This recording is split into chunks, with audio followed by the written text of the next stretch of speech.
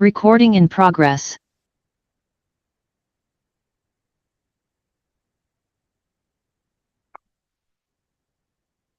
So we can start. Yeah.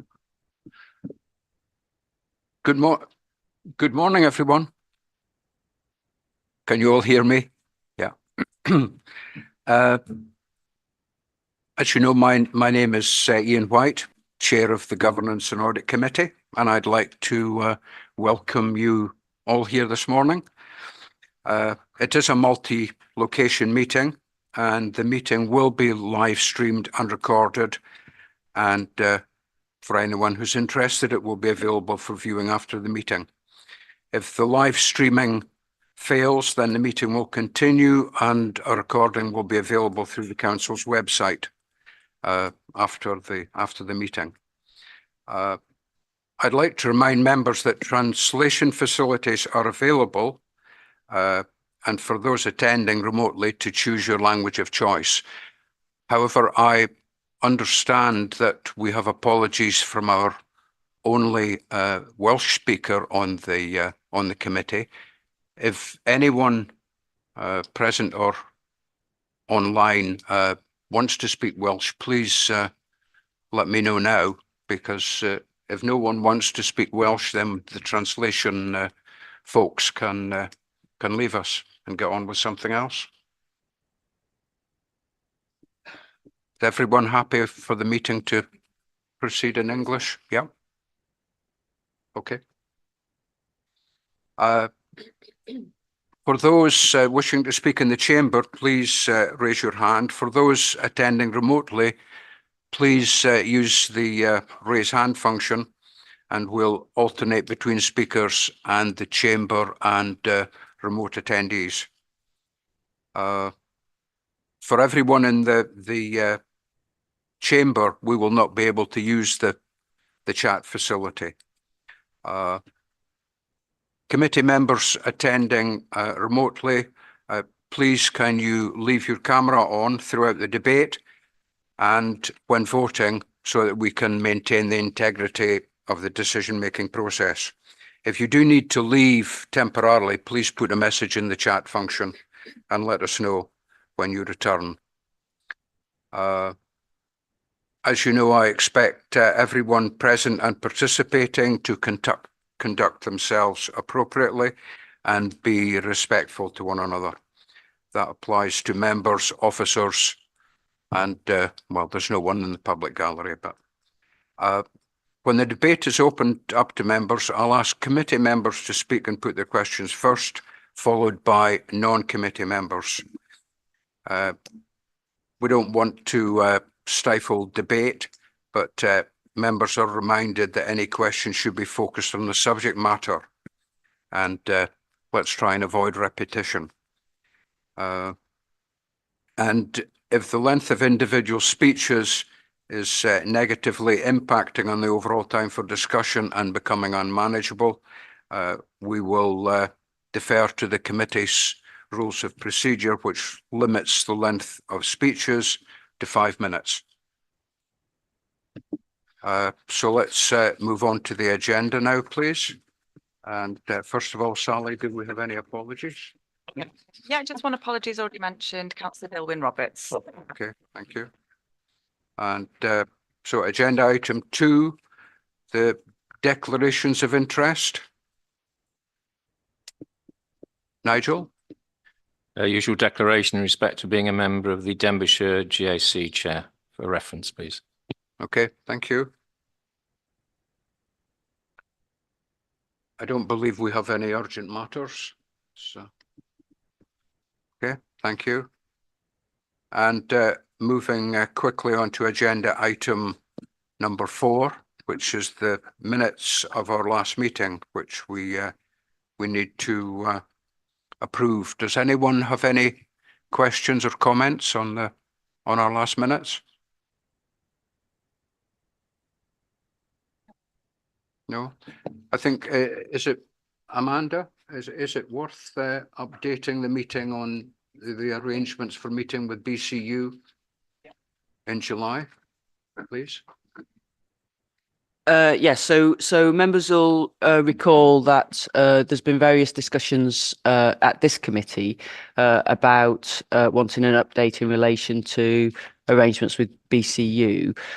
Similar issues have been raised in other committees as well, and as a result of that, a sort of pragmatic solution has been is being put in place, which is basically that there'll be a members briefing, which will obviously be extended to all lay members as well, to attend a briefing session about BCU in July. And I think the chief executive and chair of BCU will be in attendance at that meeting. But I think it'll allow all members to, I guess, to raise hear from them, but also raise any issues, I guess, that anyone might have there.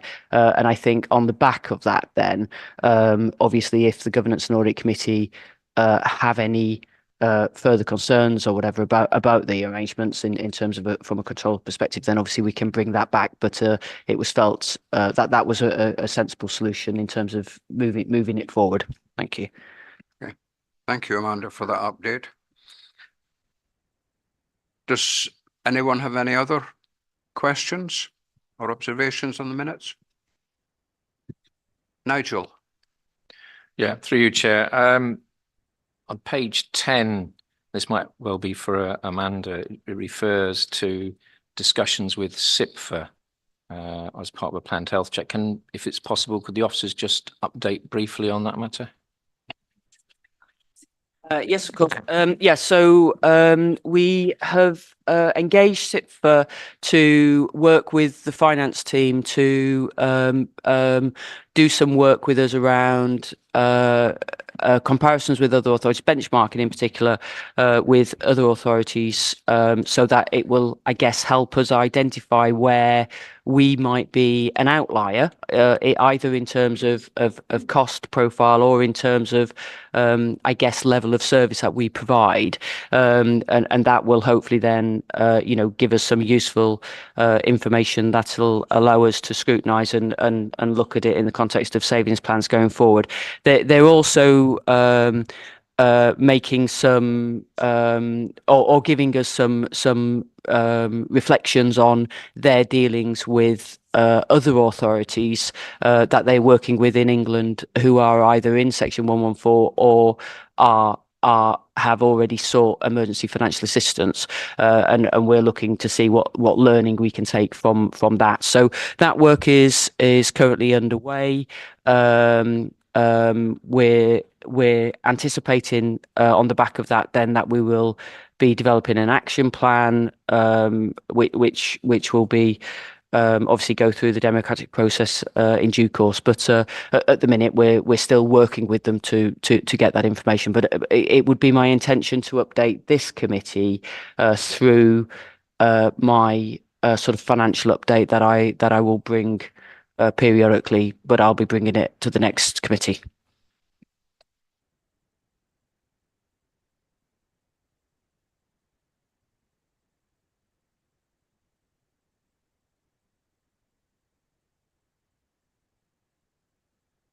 Okay, if there are no other questions, please can I ask for a proposer in support of the minutes? Thank you, Councillor Paul. And seconder? Thank you, Councillor Gareth. And a show of hands, please. Yeah, I think that is unanimous, Sally. Thank you very much. So now moving on to item 5 on the agenda, which is to review the Governance and Audit Committee work programme moving forward. Do we have any questions or observations? Councillor Paul? I feel a bit uncomfortable raising this here, but a very significant issue for me is the governance and audit of our nearly 3,000 unfilled school places because of its financial impact on the local authority.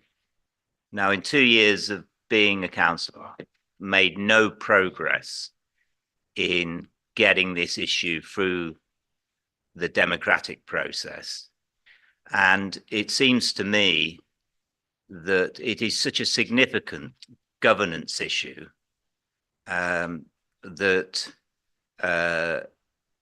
if we can't deal with it through the normal route, it should at least, in terms of due diligence, be dealt with by governance and audit. So what I'm asking, Chair, is to test my understanding about how that matter can be looked at from a governance and audit point of view. Okay, thank you, Councillor Paul.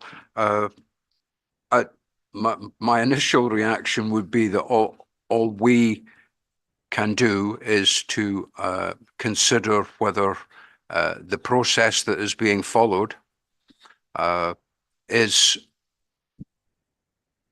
if you like, well, sustainable is not the right word, but is actually helping to move things forward, and that at the end of the day, the appropriate people are considering the relevant facts and doing their best to move things forward. We certainly cannot make any decisions. I think that's obvious. So are you requesting that this is something that should be added to the forward work plan? Because from a governance point of view, in my clear judgment, we are wasting taxpayers' money on holding nearly 3,000 unfilled school places.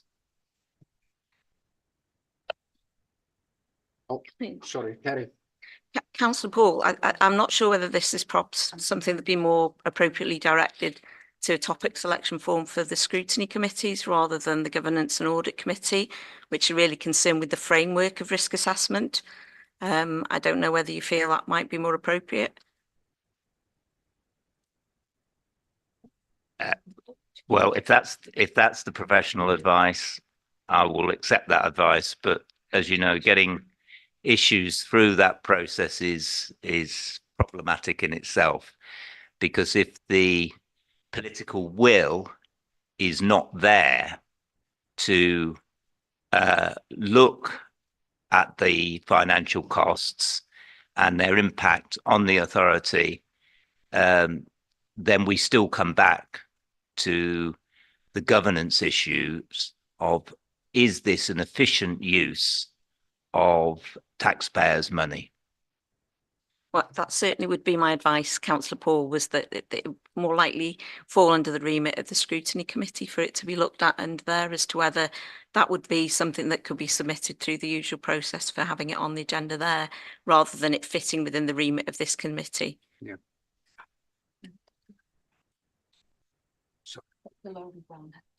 Oh,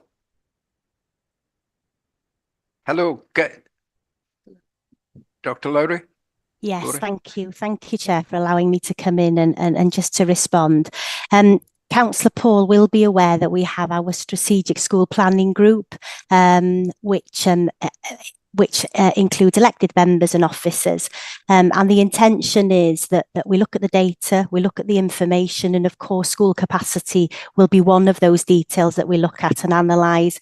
And we will be considering that information carefully as we continue to strategically plan our education provision across the local authority.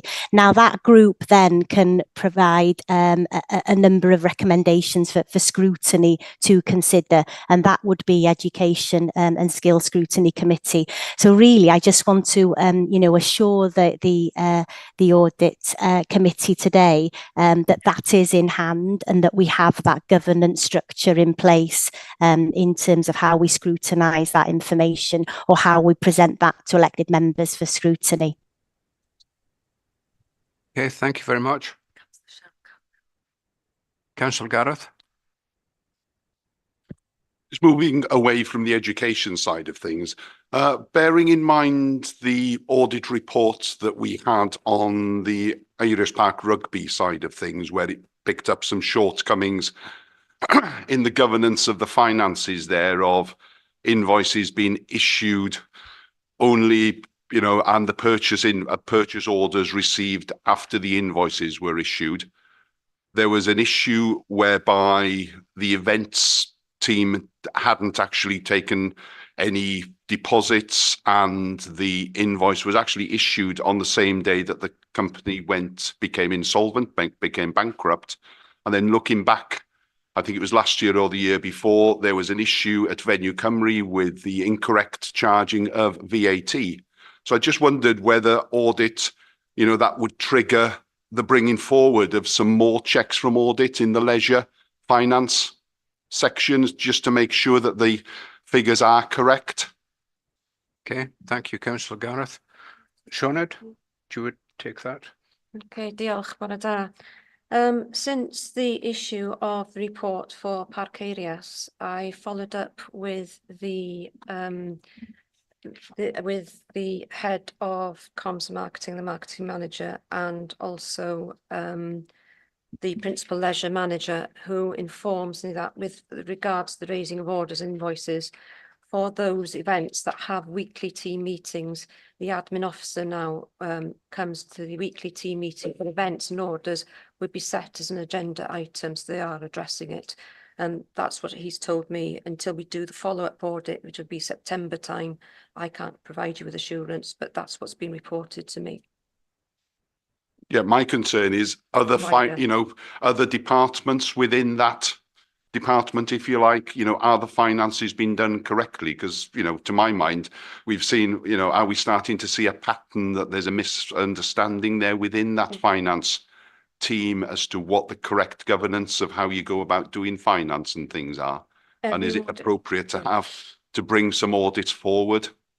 As part of every audit that we undertake, we look at the invoicing and the finance aspects of every section department that we audit, and there hasn't been a commonality to date, has there?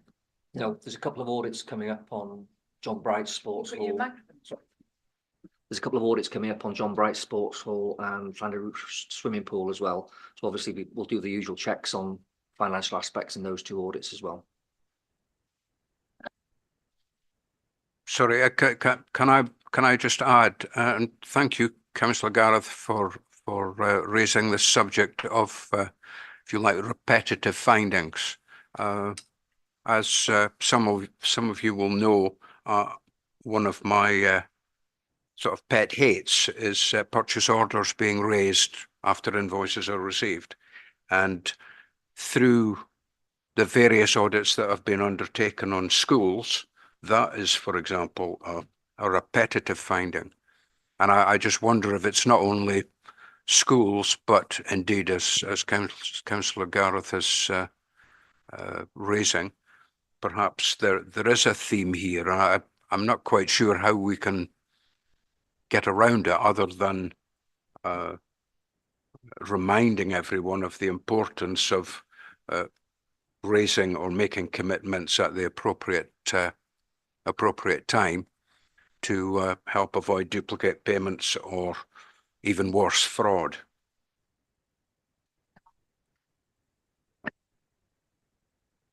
Yeah, I'll just come in on it in the sense of, yeah, I absolutely concur. Obviously, you know, failing to raise a purchase order at the start of the process is clearly a fundamental, you know, breaking of the control environment effectively. So we are aware, obviously, that it does happen, and it does happen on occasion. So a couple of things really. We're currently looking at some of our processes anyway, but partly actually in relation to some of the work on SIPFA and spending controls, and in relation to that, one of the things we will be absolutely reinforcing is the fact that it is inappropriate and incorrect to raise purchase orders after the event. So that's something that we'll be having some focus on in the near future, a specific focus on. I think also what we, you know, Gareth and I have been aware for a while now, is that I think there is a need to renew financial training across the authority. Whilst managers have been historically trained, I think probably I guess the way I would perhaps articulate it is that during COVID, maybe because of circumstances, perhaps people's strength of control might have sort of slipped slightly or whatever, and we've not in a way reinforced that back post COVID. So I think we're aware that there's a whole host of training that's needed to remind all those budget holders and people who process invoices, etc., across the authority of the importance of what the financial control arrangements are and the importance of adhering to those financial control arrangements. And I think not just around sort of financial control, but also around procurement. Raising awareness around our sort of fraud and bribery policies, our whistleblowing policies, all that sort of whole gamut of sort of stuff. So that is, we're also looking at how we can get that in place. Obviously, it's quite resource intensive, and that's certainly an issue for us. But I think the sort of thing that we also need to do first is address all of our policies and procedures in relation to the new procurement laws that are in now, and also consideration of our delegated limits and all that sort of stuff. And there's no point going out and training people if we're about to change some of that stuff in the next 6 months. So we'll get that done first, and then training will be a priority for us. So as Shona says, I don't think that there are recurring patterns within particular services that would necessarily lead, therefore, to needing to do specific additional work in relation to specific services. But I think it's a general issue that we need to address across the whole authority. Okay. Thank you, Amanda. David? Hi, thank you, Chair. I would hope that Sinead was feeding this into the audit planning process, where there's risks highlighted, possibly across services relating to the income side. But I'm sure that she'll be doing that on next April, whenever the risk assessment's done again in audit, so they can prioritise those areas. Can I just sort of say the creditors technology one is part of the audit programme for this year. It was delayed from last year. So obviously part of the testing of that will be to ensure that purchase orders are promptly raised before the invoice is received. So it'll be part of that work as well.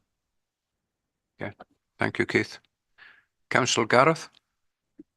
Thanks for letting me get back. All I would say, my comment would be the simple solution, or maybe not so simple solution, would be if all finance functions actually reported into the finance department, so that they were reporting into finance professionals.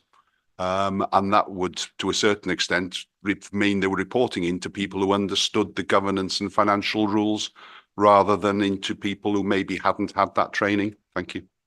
Yeah. Thank you, Councillor Gareth. Oh, didn't see her. Cheryl. Oh, Councillor Cheryl? Thank you very much, Chair. Yeah, I've just got a couple of follow-up questions, please. Could I just ask, when is the Park Areas report coming to this committee, or to governance or scrutiny?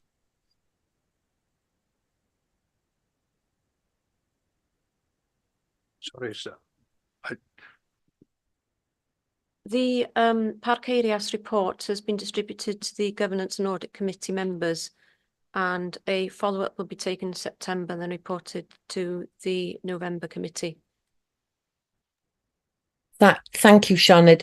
And just to follow up on what Councillor Paul said before, he did actually do on the school places, he did actually do a topic selection form, and it came to the chairs and vice chairs committee, but was rejected. Just for information for the committee. Thank you.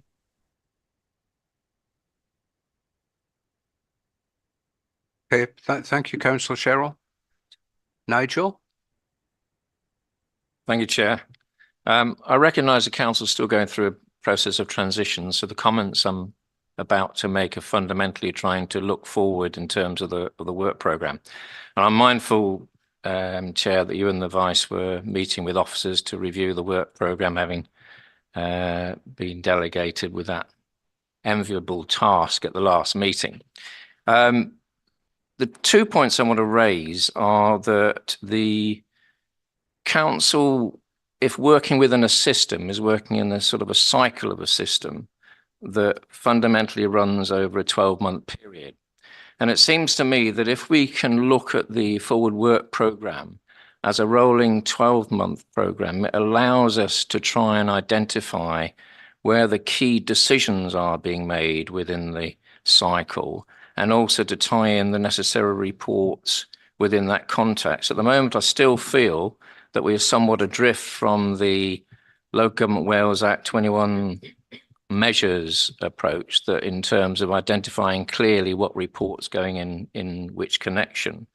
And I think that we can, if we work on a 12-month rolling basis, and it may be something that other committees, cabinet or whatever might look at as well, I think it helps us move away from a short term more towards a medium term, long term horizon psychologically about how the council operates.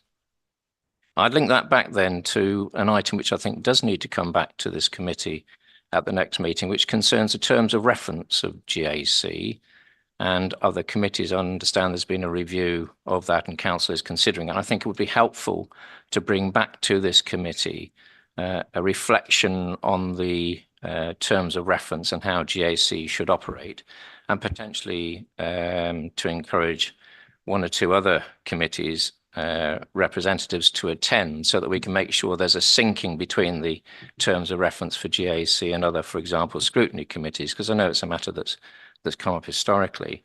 And I think that would help set the focus, as well as contribute to the identification of the appropriate reports to come to this committee. So it's fundamentally about saying, can we try and lengthen our time horizons when looking at forward planning, and using GAC as a vehicle to try and do that, so that we get a 12-month rolling forecast rather than a 6 to 7 months rolling forecast, which is what's currently on the papers, Chair. Thank you. Okay, thank you, Nigel. Sean, would you like to add? Okay, thank you, Nigel. After the last committee where you suggested reconfiguring the forward work plan to reflect the contents of the Local Government Wales Measure 2011, as there was some commonality between those local authorities that had gone to Section 114 and the lack of understanding of the role and functions of GAC. Along with the Chair and Deputy, the model has been revisited, in particular Section 81A, review and scrutinise the authority's financial affairs, and B, make reports and recommendations in relation to the authority's financial affairs. I've also looked at the SIPFA position statement for GAC, which under financial governance reporting states that the GAC should be satisfied that the authority's accountability statements, including the AGS, properly reflect the risk environment and any actions required to improve it, and demonstrate how governance supports the achievement of the authority's objectives, i.e. the corporate plan, as well as supporting the maintenance of the effective arrangements for financial reporting and reviewing the statutory statements of account and end reports accompanying them. Scrutiny and subcommittees and panels have responsibility for monitoring certain aspects of the financial framework. Scrutiny usually undertakes budget scrutiny and monitors financial performance. The responsibility of GAC is not to duplicate these functions, even though the legislation uses the phrasing scrutinise. GAC need to be satisfied that there is a robust framework to support the financial management, as a committee should discharge your duties through the review of financial statements, financial control arrangements, and the works of internal and external audit. As well as the Council's financial management framework arrangements, which include the budget strategy, the medium-term financial plan and longer-term financial planning, capital strategy, a programme, treasury management, investment strategy, revenue budget, reserve strategy, counter fraud and corruption strategy, financial regulations, the corporate procurement rules, annual statements of accounts, and the corporate plan, annual report and self-assessment. And with the measure in mind, the forward work programme now includes an annual detailed review of the economy's financial position, which we provided in September's committee, and an overview will be presented in July, November and February meetings, including any updates or developments of the aforementioned documents. This will set out key aspects of the financial management and stewardship arrangements operating as a fundamental part of the Council's overall governance arrangements. Thank you. Nigel, do you have? Yep, thank you, Chair. Grateful to receive that information back. I think the key point I'm making is not to dismiss the improvements that are clearly shown on the forward agenda, which is what's been picked up in the comments by the officers a moment ago. To accentuate the difference between reports in relation to the authority's financial affairs as opposed to the reviewing of the financial statements prepared by the authority. And there is a subtle difference in terms of the reports and the topics that will be considered by members in those respective items. I think that the forward planning at the moment, if you look at your forward work programme, it goes to November. And it doesn't cover, what I'm saying is it doesn't cover a 12-month period. And what I'd be looking for on a forward work programme is a 12-month period, that's a rolling period. It picks up the key reports, and there are some really good and positive reports, for example, on the quarterly report that Amanda's going to be doing, etc., going forward, that reflect the discussion we've had. But what I'd like to see is it rolled into that 12-month period so that we know there's a continuous cycle of reporting in a systemic way. At the moment, if you work on the basis, it's just short-termism in terms of what its appeal is. That's the crucial point that I wanted to make. And on the reports of officers, if it is at all possible to reference back to the 2011 measures to ensure there's an evidenced obvious link back in a background comment or a context on it, I think that will also help in showing how this committee undertakes its duty in accordance with the legislation, because it is clear this committee has not necessarily fulfilled all the requirements of the 2011 measures historically. And that's why I've been flashing this back to committee so that we address it, so that going forward we can't be accused of failing to fulfil our duty as a GAC. Yeah. Okay, thank you, Nigel. Thank you, Nigel, for your comments. We take them on board. And working with SIPFA, one of our intentions is to have a longer term plan, and that will be reflected in our forward working programme. Thank you. Okay. Thank you. Thank you both. Are you happy you've got that for the minutes, Sally? Thank you. So do we have any more comments or questions? No. Okay, so in order to approve the work programme, please can I ask for a proposer in support? Thank you, Councillor Stephen. And a seconder, please. Thank you, Councillor Gareth. And finally, a show of hands.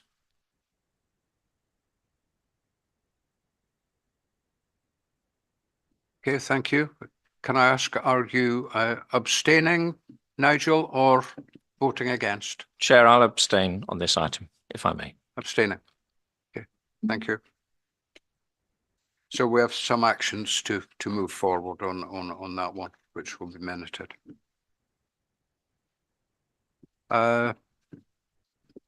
Right, let's move on, please, to agenda item number 6.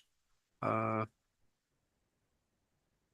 item 1, which is the internal audit annual report 23-24. Yep, that's myself. Yep. Thank you, Keith. Yeah, this is the internal audit annual report 23-24, submitted under the terms of the accounts and Audit Wales Regulations 14, and is a significant contributor to the preparation of the annual governance statement. The UK Public Sector Internal Audit Standards require the Head of Audit to provide the Governance and Audit Committee with the opinion about the level of assurance which may be taken from the whole system of internal control, including the adequacy of risk management and the corporate governance arrangements. The formal document, the annual report, is attached to Appendix A, and it analyses the work and overall performance of the service for 23-24 and contains the assurance statement based on the work during the year and the reliance on other sources of assurance. If I can take you initially to Appendix B, this is the schedule of internal audit reports issued in the year. You'll see there that 28 audit opinions were provided, 86% of which were positive. 3 were at the draft report stage at that point, which was children leaving care, fleet services and Cartrevi Conway temporary accommodation. And you'll also see from the schedule that there was 4 audits that were providing limited assurance, which were cyber resilience, which made 20 recommendations, 18 of which were accepted with 1 major. The housing support grants made 14 recommendations, 1 of which was major. Home to school transport, 12 recommendations, 3 of which were major. And as we mentioned, the WRU RGC matches at Aries Park were also limited with 1 major recommendation. Just to mention, obviously, one of our performance indicators as well is the number of recommendations accepted. The only 2 that weren't accepted in the year were in relation to cyber resilience. So 18 out of the 20 were accepted. If I can take you to Appendix C, as you're aware, we undertake follow-up audits of all audits that are not high assurance initially. You'll see there 13 follow-ups were undertaken in the year, and 1 was carried forward into 24-25, which is the after school clubs. 8 of the follow-ups re-evaluated the audit opinion as high. 3 of the audit opinions in relation to procurement, parent pay and school meals arrears, and equal pay in JE. They were re-evaluated from limited to satisfactory, with 3 major recommendations, 1 in each, considered to be work in progress. And as also been mentioned, further work will have to be undertaken in those 3 areas in 24-25. The GDPR data protection, first follow-up was in June 23 and the second follow-up in February 24. And the audit opinion is still satisfactory, with 8 recommendations still work in progress. And the responsible head of service is in attendance for if there are any questions. Appendix D is a summary of special investigations. National Fraud Initiative, 2.5 days. Social Care, 25 days, which was a disciplinary hearing held in October, where the officer was dismissed. Social Care, GDPR, was 11 days. And based on the investigation's findings, the responsible head of service decided there was no case to answer and there was no breach of GDPR. Employment Tribunal, this was preparation work for attendance at an employment tribunal scheduled for March 24. Which was settled out of court the week before it was due to start. So 53.5 days on special investigations in the year. Appendix E is a schedule of contract final accounts. There was 5 conducted in the year, 3 of which have previously been reported. So the 2 last ones are Victoria Pier, where there was an overspend of 344,000, and Eldon Drive, where there was an overspend of 418,000. You'll see from the schedule that a sample of compensation amounts was selected. It's just to verify the reasonableness of the overspend. This work, in addition to CPR exemptions and contract consultancy work, accounted for 25 days in the period. Appendix F is a schedule of our performance targets within the year. You'll see from the first one there, percentage of planned audits completed was at 88%. Just like to mention there, obviously, consultancy days within the year accounted for 159 days. The main areas were in relation to the implementation of the Financial System Technology 1. And there also was a considerable amount of time on the UK Shared Prosperity Fund undertaking due diligence checks. The 88% includes the ones at draft, which I've previously mentioned, the fleets, children leaving care, and Cartrevi Conway. Number of audits in the year was at 52 audits. This included 13 follow-ups, 4 specials, and 5 final accounts. 100% of clients responded as satisfied. Percentage recommendations accepted was at 99%. As I mentioned, cyber resilience was the only recommendations that weren't implemented. So there was 142 out of 144 recommendations that were accepted. Percentage implementation of critical and major recommendations was at 73%. And as I've also mentioned, it was 8 out of 11 that was, and it was in relation to procurement, parent pay and school meals arrears and equal pay, where there was one recommendation, major recommendation in each audit that was work in progress. Audits completed within planned time is at 70%. This is actually a reduction since the December report when it was at 81%. The main reason for that is the first half of the year, we tend to do the grant verification work, which tends to be undertaken within budget. And in the second half of the year, we undertake more complex audits. And that, again, they tend to go up more likely to go over budget. Obviously, we'll continue to monitor it, and we discuss this at our weekly team meetings. Percentage directly chargeable time is at 63%, as is the average actual cost at 227. And of course, the 6.3 number of staff has been at that level since last June when a new auditor was appointed.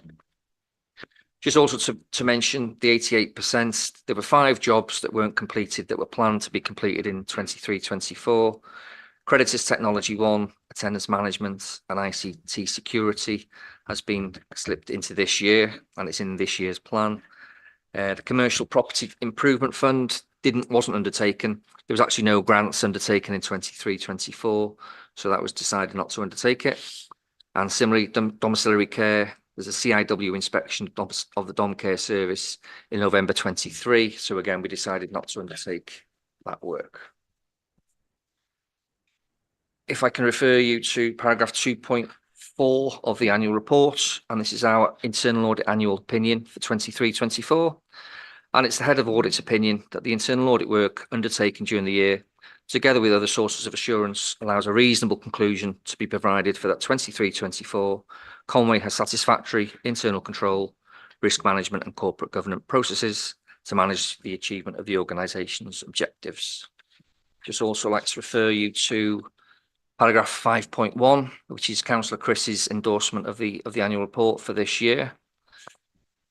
And the recommendation is in 2.1. Members are asked to consider and provide comment on the head of audit and procurements or annual report and overall opinion.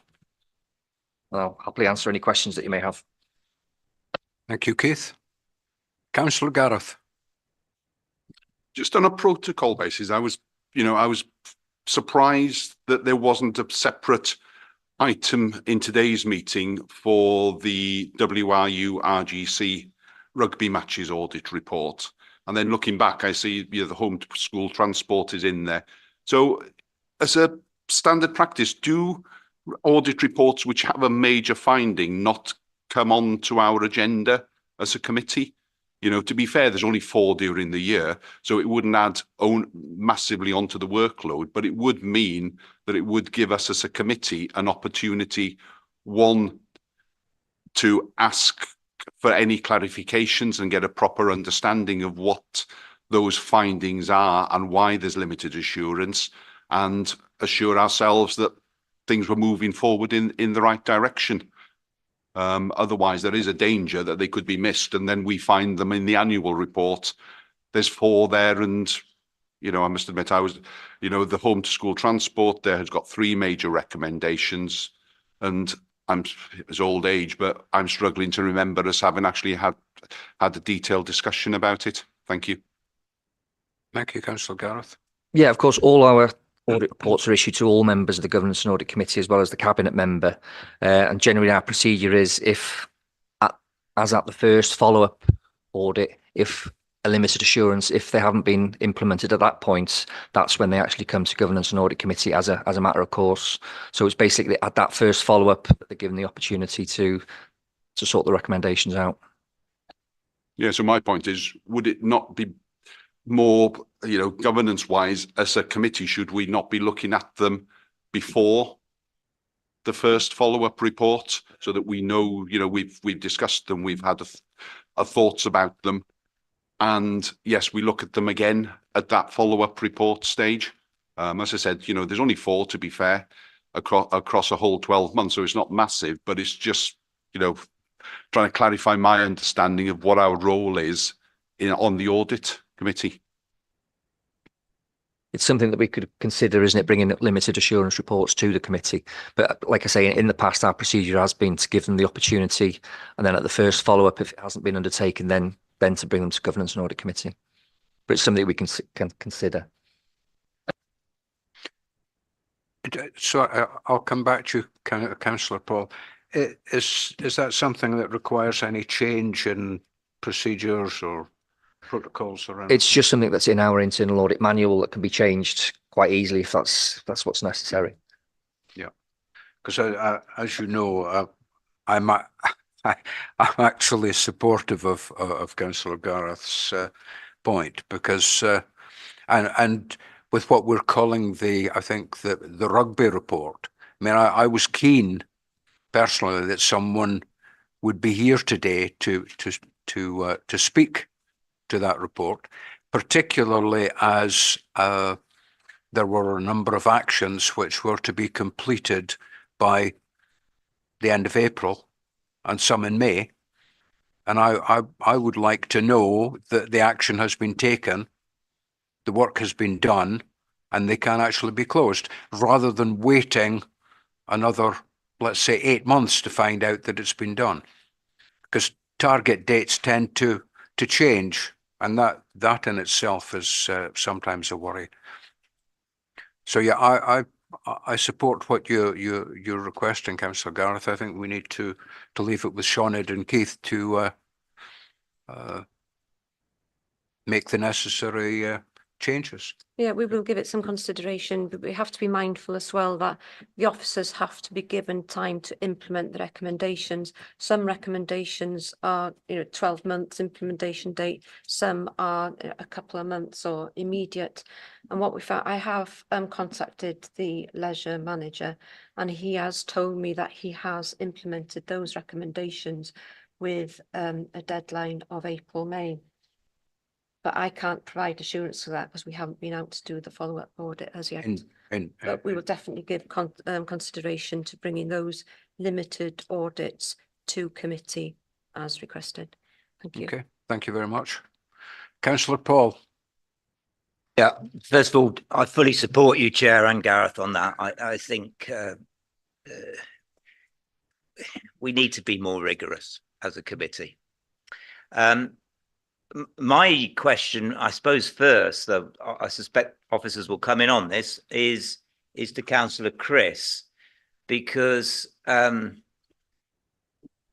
still not assured that our procurement and contract management is fully effective and efficient. And I'm also not assured that our performance management is efficient. And I'll highlight this in 3 of the reports where there were limited assurance. And I have had both meetings and discussions following those internal audit reports being published with officers. And it seems to me that we've still got some work, significant work to do on procurement and contract management. My own view is I'm not assured we are sufficiently prioritizing this. And the reason I say I'm not assured is because I actually think we need to devote more resources to it. And so at the end of the day, that I accept is a political decision, but I don't think our procurement and contract management is efficient. And if you look at those limited assurances, I know people will say, yeah, the housing support grant, we've now got a new strategic director for housing, and she will be all over this. But the consequence of not managing that grant effectively means that not only taxpayers lose out, but of great concern, people who are homeless and need support to access stable and suitable accommodation lose out. In terms of the rugby report, I found that really quite scary that we were not on top of that. And well, to wait 6 to 8 months to be reassured that the culture in leisure services has changed so that we're not in that position. And I'm also conscious only of the press reports this morning, the Welsh Rugby Football Union's financial difficulties, you know, how those contracts are going to be managed going forward. In terms of the home to school transport, that is an absolute minefield, and I don't think we're devoting sufficient attention and resources to effectively and efficiently managing that. In respect of the contract final accounts, which is my point about performance management, we've got two there, Victoria Pier and Eldon Drive. I mean, the Eldon Drive one, I mean, both of them are substantial overspends, but on the Eldon Drive, the overspend is nearly as much as the original contract. And you do wonder, whoever was the performance manager for either of those contracts, what accountability? Because if you look at the Eldon Drive one, we've ended up spending, you know, best part of £500,000 additional money on that. So my concern is, and that's why I'm asking Chris first of all, before we get to the officers, how certain are you as the cabinet member that our governance of procurement and contract management and performance management is good enough? Okay, thank you, Councillor Paul. Councillor Chris? Yeah, as usual, I welcome Paul's input, and it's good to be challenged. I would say I'm very confident in our procedures, our protocols, and our checks and balances. However, this is a big organisation, Paul, and uncomfortable reports do come through, which is why we've got the likes of Keith to investigate and to bring forward and ensure that there are forward work programmes and action plans set out to correct it. I mean, I've been in a very positive meeting with Councillor Paul as far as the with Claire, one of the auditors, who was going through the home to school transport issues that you flagged up, and you and I felt very satisfied at the end of that meeting with the investigations and the results concerning that. So, you know, we can have these meetings. I'm prepared to be involved in them. I'm prepared to arrange them. But as a generality, I would say we've got really robust systems in place. So that's my answer to that. Okay, thank you, Councillor Chris. Shauna, do you want to add anything to that? Yes, I completely agree with Councillor Paul. We are under-resourced as a corporate procurement team since last October due to maternity leave. We've been functioning with 1.8 full-time equivalents. We've just gone through a recruitment process, and touch wood, we've recruited 2 officers that hopefully will commence in post in middle of June this year. SIPFA, as part of their work, have also made some recommendations which would be taken on board, and also the new regulations which are due to come in the 28th of October 24. It's a significant piece of work. Carl Thomas from the Welsh Government came to SLT meeting 2 weeks ago to highlight the need for a corporate approach to the new regulations, not just leaving it to the procurement team itself. There is a lot of work to be done. I appreciate that, but we are dealing with it as best we can. Thank you. Thank you, Shanid. And as you know, I'm a strong supporter of you and the work you are doing, but I think you're not necessarily being best helped if you haven't got the resources to do as effective and efficient job as I know you would like. Can you just also comment on the performance management of those two contract final accounts, Victoria Pier and Eldon Drive? Because we can't just leave such a significant overspend on those contracts without being assured that the performance management was effective. And if it wasn't effective, you know, what accountability did that performance manager, what was the accountability process for that performance manager? I think it's probably best if I look into it after the meeting and get back to you and all of the members, if that's okay.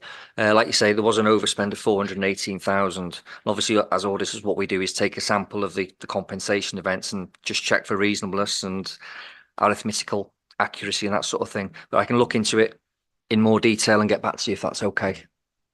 You include Victoria Pier. Will do.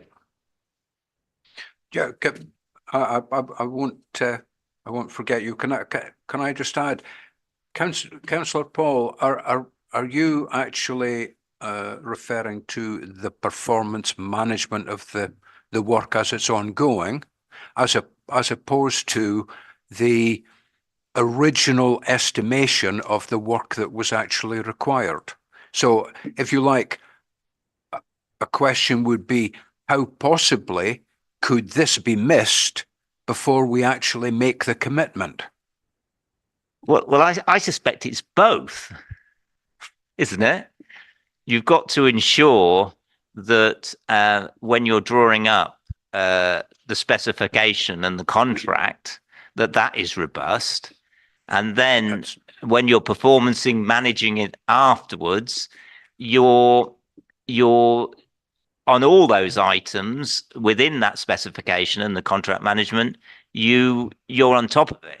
Now, if it starts going away, as obviously this did so substantially, now there may have been legitimate in outbuilding any contract, stuff happens. Of course, stuff happens, but it does seem pretty extreme. Stuff happens on both these contracts. Paul, can I just come back to the terms of reference of the committee with the permission from the chair?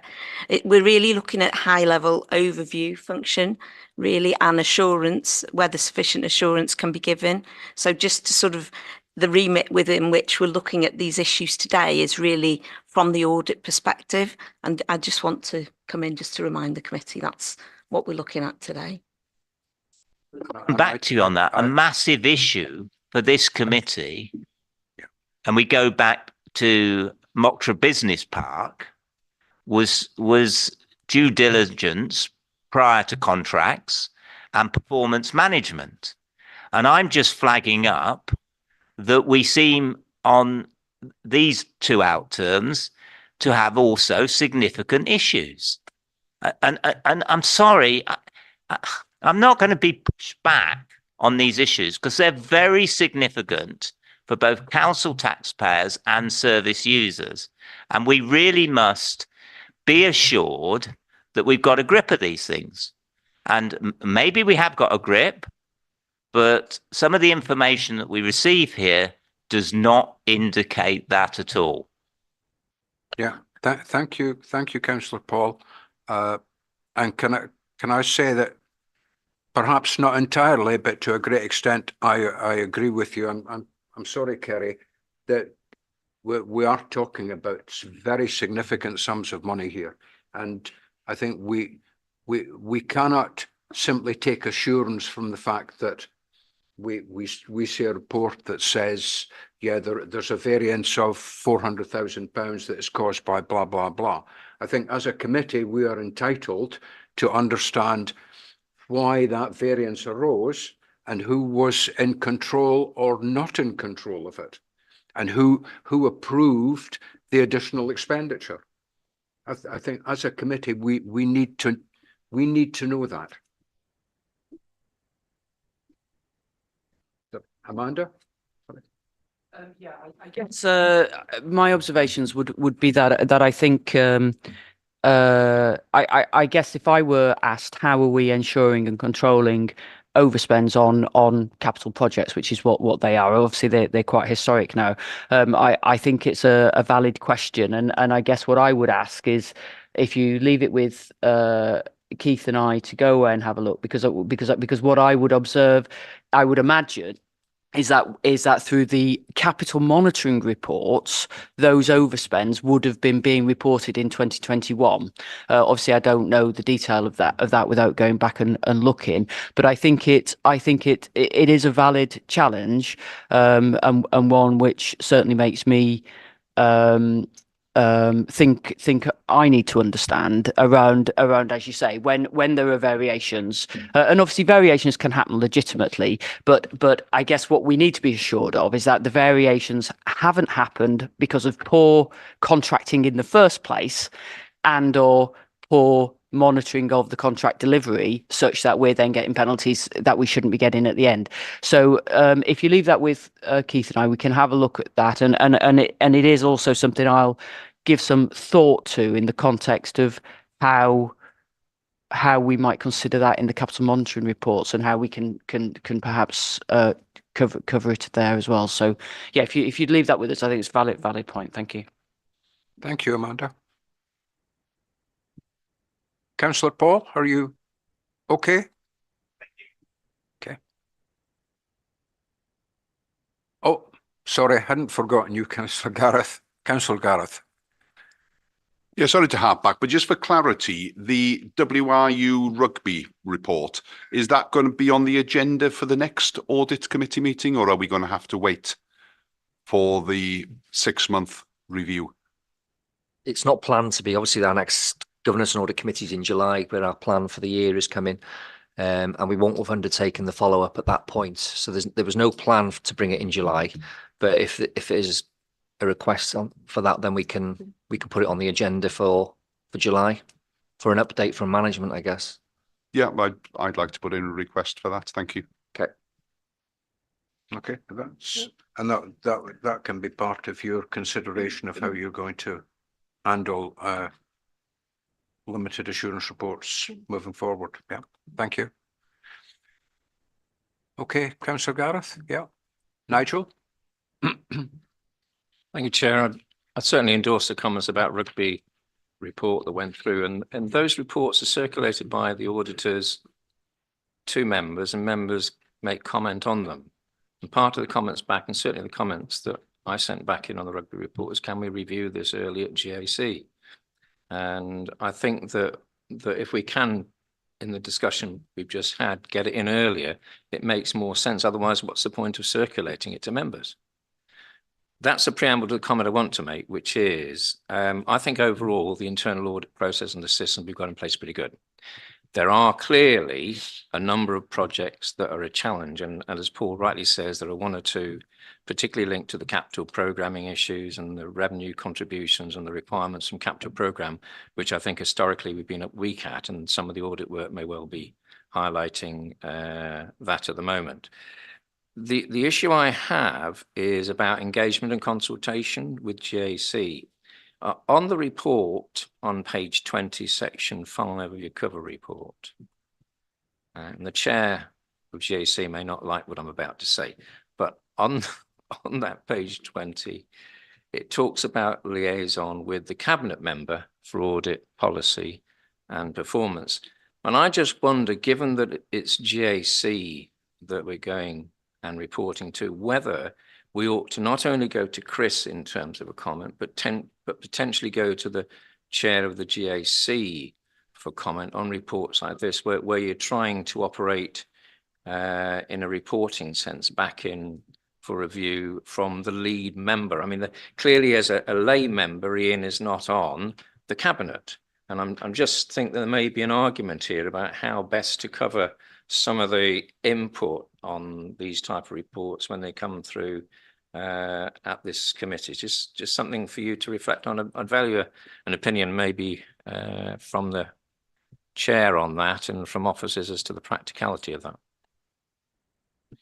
Well, I was actually going to make some comments at this meeting, but yeah, your point of my making comment, which is on record, and I know it is because this is being recorded, but actually on paper, I would have no problem with at all.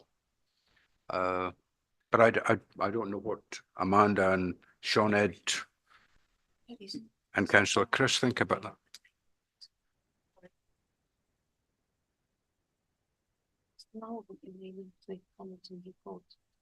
It would normally be a chair of an elected member who'd be the chair of a committee would normally, as part of the procedures, would normally be consulted and would make comment as part of our usual process, rather than a lay member. So it's not part of the current process that we would use now. And through you, Chair, that's why I'm raising it as our chair is not an elected member, but he is the chair of the GAC. And can we look at that to see whether there's a twin contribution that might be made on this type of report? But it's a matter I just highlight that I think the reports would benefit from for different reasons. Yeah. Is that something we can? Thank you, Nigel. We'll take that into at. consideration, have a look at it. Thank you. Okay, thank you, Nigel. I would like to say that I think the contribution of internal audit to our work is actually very significant and very significantly positive. And I think given the resource that you have available to you, you do a sterling job. So, but it's never possible to be perfect, and there's always things that we can do to improve. And I think this morning's discussion has given us some examples of where we have opportunities. But as chair, I would certainly like to thank you for the contribution that you and your team have made, because I know it's not at all easy. And thank you, Ian. I'll relay the message back to the team. Thank you. Yeah. Okay. Thanks. So, do we have any more questions or comments? And we've got all these things for the minutes as well, yeah, so we can follow them up. Yeah. Okay. Sorry. Yeah. So can we please have a proposer for the report? Thank you, Councillor Gareth. Seconder, Councillor Paul. Thank you very much. And a show of hands, please. That is unanimous, Sally. Thank you.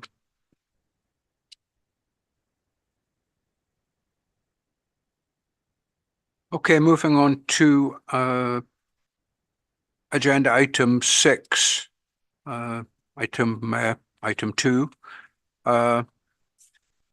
which is the chair's annual report, which hopefully you've all read. So I'm certainly not going to go through it in a lot of detail at all.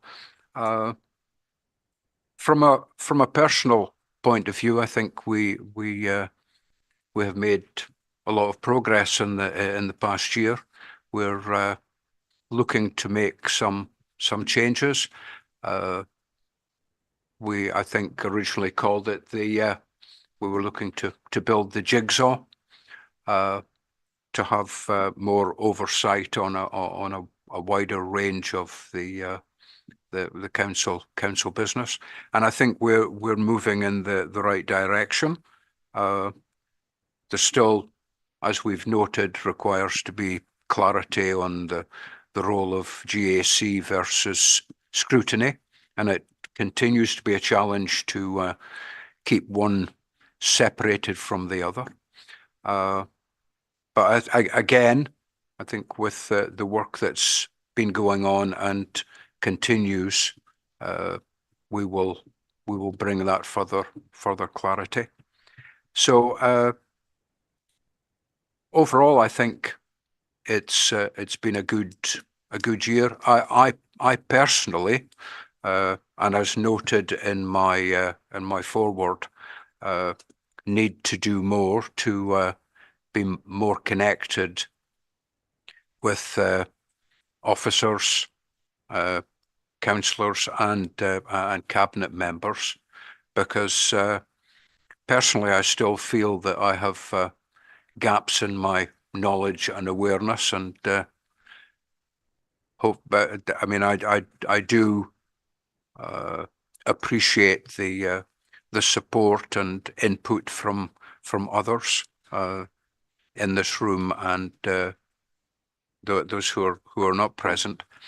So yeah, there's improvement, I think, been evidenced, but there's still a way to go, is how I would summarize it. And I think the discussions so far this morning have shown where there are opportunities to improve things, and not simply stick with the status quo, which has probably been there for quite a number of years.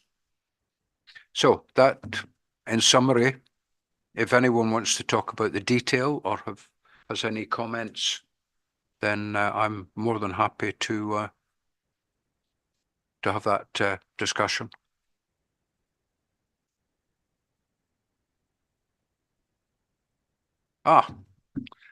Nigel.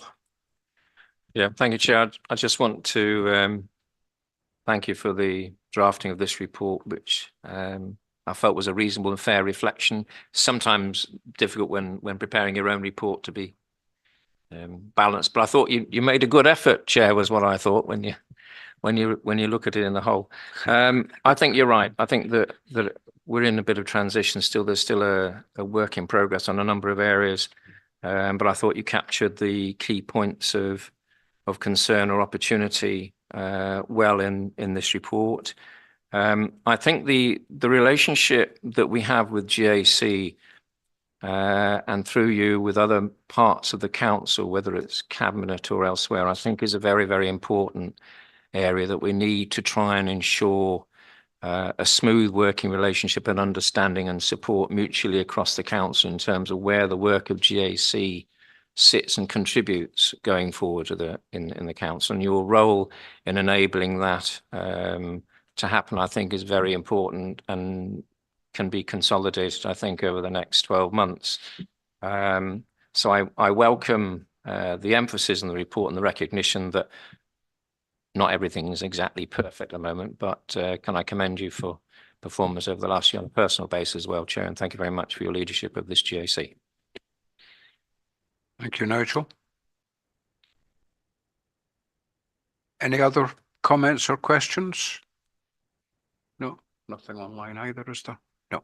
Okay, can I please ask for a proposer in support of the report? Thank you, Councillor Paul. Seconder, Nigel, thank you. And a show of hands, please. 4, 5, 6. I think it's unanimous, Sally. Thank you very much.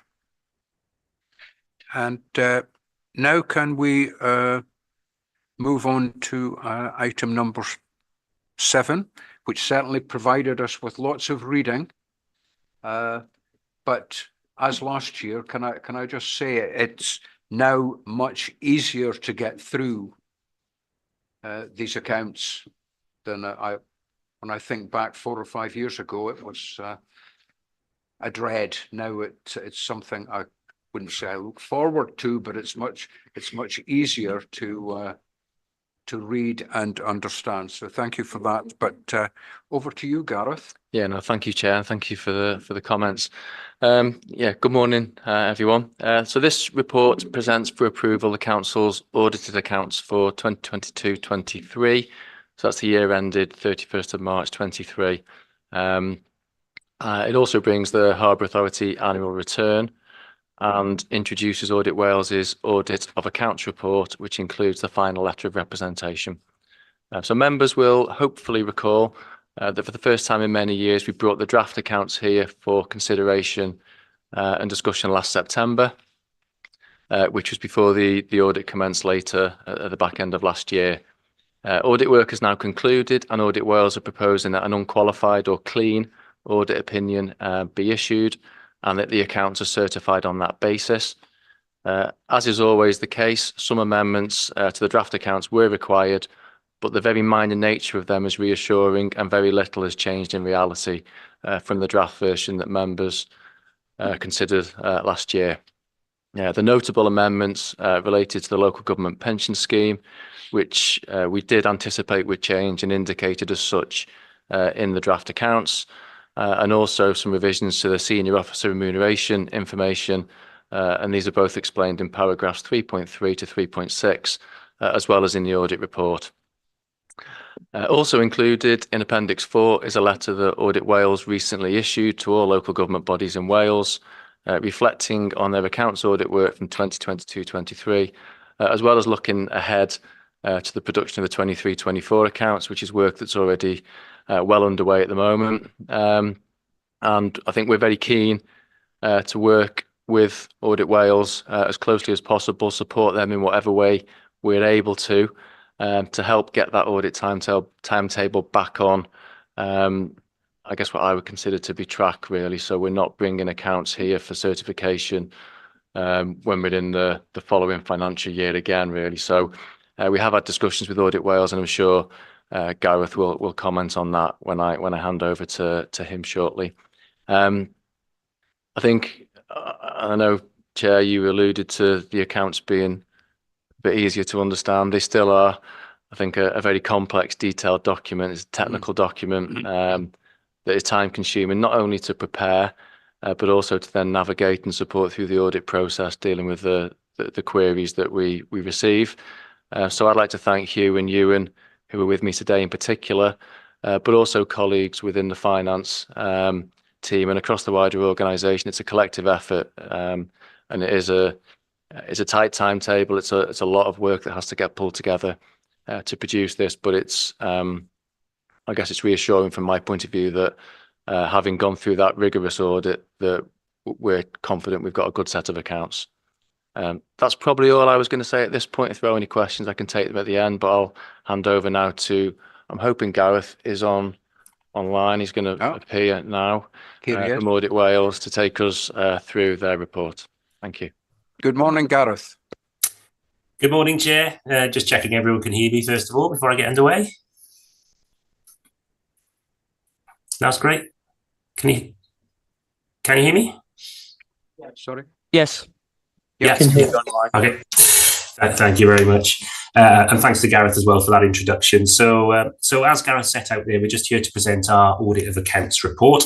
So this is our standard report that summarises the results and outcomes of our audit each year. Wasn't proposing really to run through many of the key details of the report. I was just going to summarise some of the key headlines, many of which Gareth has helpfully summarised already for me. So I was going to ask if he copied my notes, really, but I'll just run through quickly those headlines again. As was set out and on page 207 of the report, we are proposing an unqualified, that is a clean audit opinion over the 22-23 set of financial statements. Clearly good news. And our proposed audit certificate is set out then in Appendix 2 of the report, confirming that. You then have Appendix 3 of the report, which sets out some of the adjustments and amendments that have come through with the audit process. Ultimately, that happens every year. As you've alluded to, Chair, the set of accounts is an incredibly complex document with a lot of technical issue within there. So it's unsurprising, really, that a few amendments do come up every year, but there's nothing of high-level concern from our opinion in terms of the number or the value of those amendments. It's just part of the natural process, really. That said, there was one large amendment in particular in terms of value this year that you'll see at the top of the table in Appendix 3, and that just relates to that adjustment to the pensions reserve. So broadly £55 million or so. Very large in value, but very technical in nature, as no impact on the council's financial standing or usable reserves. Purely a technical accounting matter, really, that did take a significant amount of time to resolve between us and the council, but we're now satisfied that is correctly presented in line with accounting standards. And you can see further details of that issue on page 210 of your packs today. Other than that, no real significant issues to report from the audit. Gareth also highlighted the Conwy Harbour Authority annual return, which is presented for members' information. Just to confirm from our perspective that we have reviewed that as external auditors. We're satisfied with the status of that set of accounts. So on the assumption that the committee today approves the Conwy Council set of accounts for 22-23 and the Harbour Authority annual return for 22-23, the Auditor General is then scheduled to certify both sets of accounts tomorrow afternoon. So that's the plan in terms of rounding all this off. Our focus then turns to future years in terms of scheduling and carrying out our audit work in Conwy Council and across the whole of the local government sector. And Gareth also flagged up the letter that has been sent out from our Executive Director of Audit Services in your packs there today as well. And ultimately now that is a key focus for us going forward. From my own personal perspective, I will be moving on from the audit of Conwy Council this year. So this will actually be my last GNAC with you here today. But we've got a new team set up, ready to go. I believe they have meetings already set up with the finance team and others of the council over June to really try and kickstart the process now for the 23-24 accounts and audit process.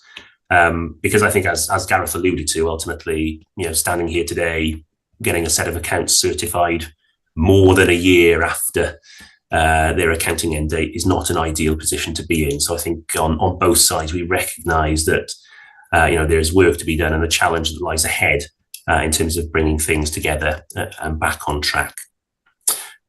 So ultimately, that was all I really had to say, Chair. Happy to take any questions that anyone may have. But just huge thanks really to everyone involved in the process from our side. We've got members of our team here today on the call, and also on the council side. We're very grateful really for the amount of cooperation and assistance that we do receive. So huge thanks to them.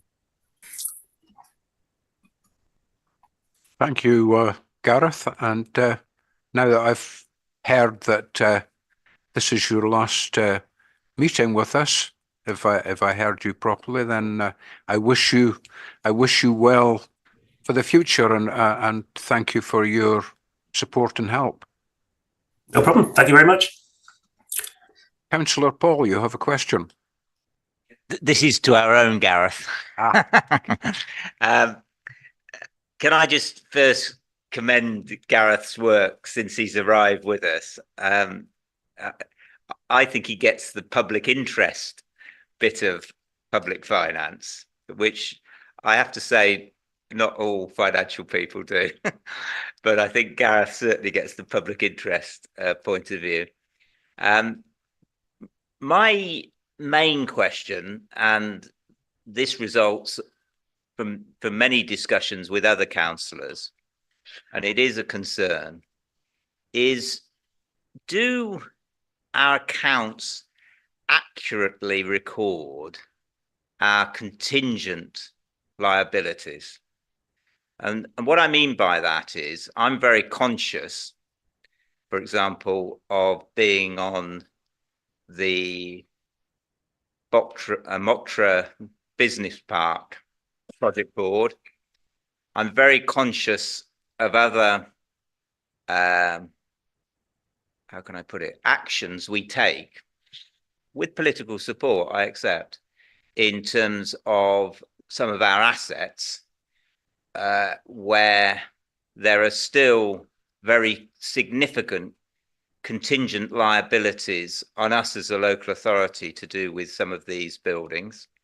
And likewise, even with, if you think of the contingent liabilities in relation, for example, to a decision even taken in this this financial year we're talking about here, 2022-23, where the transfer from Bodlondeb to Coeth Pethler and things like that.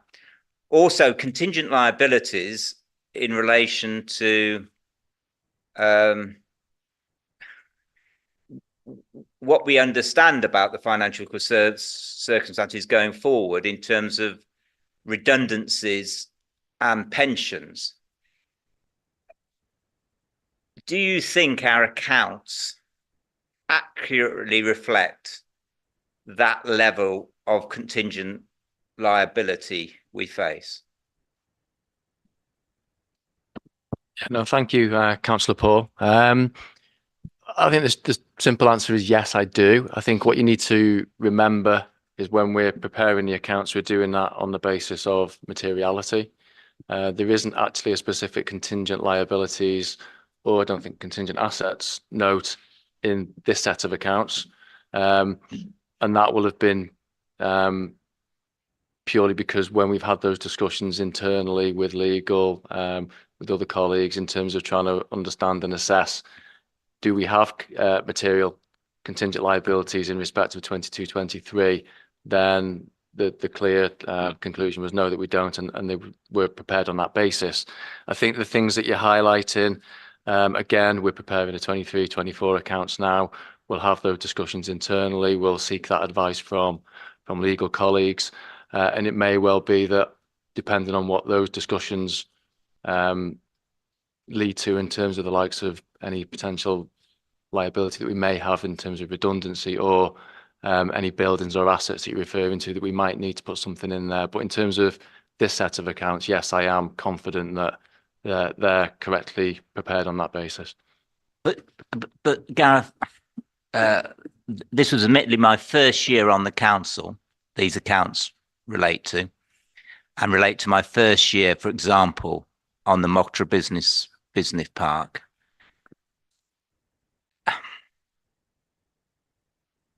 I don't see how we can't have a contingent liability within the accounts. And I don't want to say any more because of the legally privileged and confidential matters in relation to that.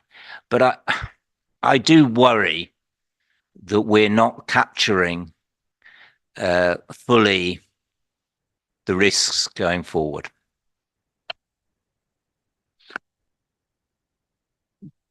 Gareth from Audit Wales, are you wanting to respond to that? I notice your hand's up.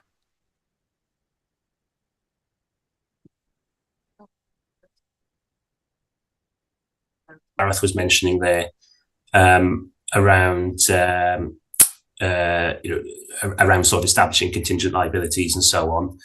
And I suppose just to provide some assurance as well that this is a key question that we ask during the audit process. So a key focus from our work is to assess whether disclosures around provisions and contingent liabilities are complete. So we do ask those questions as part of the audit. Again, as Gareth set out, with materiality in mind as we do that, because that's really what drives our work. But just to provide that assurance that that question is asked as part of the audit as well. Okay, thank you. Thank you, Gareth. Councillor Gareth. Yeah, so just to clarify what my understanding of that contingent liabilities then. So as far as the Mocktra building is concerned, we've got a better than 50% chance of us not having a liability on that. Or are we not able to estimate what that liability is? Because in the commercial world, it's, if you go over that 50% chance that we've got a liability and we can have a rough estimate as to what it is, then that should actually be in the accounts as a contingent liability.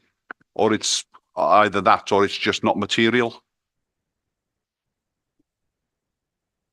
Oh, Amanda. Can I perhaps suggest that we move away from talking about Mocktra?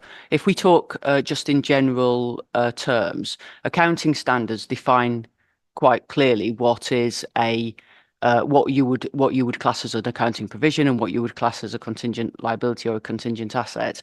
I guess the point that Gareth was saying earlier is that of the various assessments that have been taken in discussions with legal and other things, we haven't met the criteria of the accounting standards. So in other words, there has to have been a past obligation that leads to a legal or constructive obligation as at the accounting date.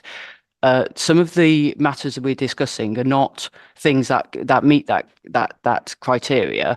It doesn't mean to say there aren't potential future risks. So if we move on to using the budgetary ones and the fact that, for argument's sake, we've set a budget in 24-25, not knowing that for definite we're going to get money to do with the pensions for teachers, that's a financial risk for the future budget, but it isn't a crystallised historic obligation as at the 31st of March. So effectively, we wouldn't therefore account for it in that way. So I guess, as Gareth assured you, and as Gareth Lucy has assured you, in the context of consideration for the accounts, appropriate consideration is given as to whether we have any provisions or contingent liabilities, and the various points and buildings and whatever that have been discussed have been considered in that context, but don't meet the criteria of the accounting standard in the context of needing to put them in the accounts. That doesn't mean, as I say, to say that there won't be future financial pressure and risk arising from some of those things at different points in time in the future as events and circumstances crystallise. Thank you, Amanda. And I think from a GAC point of view, I think we can take some assurance from that there is clarity around the process that is followed and the information that's taken into account at a particular point in time, which is what we should really be interested in. So thank you for that. Nigel. Thank you, Chair, and thank you, Gareth, for the report. I think the key comment back on this potentially for Audit Wales is timeliness of audits. Clearly, it doesn't enhance the ability to govern effectively, and it's something, and I'm mindful of the capacity issues that I hope is not repeated in the future. And if there is outstanding stuff, that we try and resolve it PDQ, because it just weighs down on the organisation not to be able to move on. The fact that we're sat here in May 24 dealing with 2022-3 financial year is not good practice. So I'd reinforce Gareth's comment about Gareth's comment about the need for timeliness on audit. I do want to pick up a particular point because I think it shows progress within the authority, and that is in relation to page 77, the penultimate paragraph, which is on the cover report, or page 8 of the actual report. Page 77, penultimate paragraph that commences the budget for 2022-23 was monitored.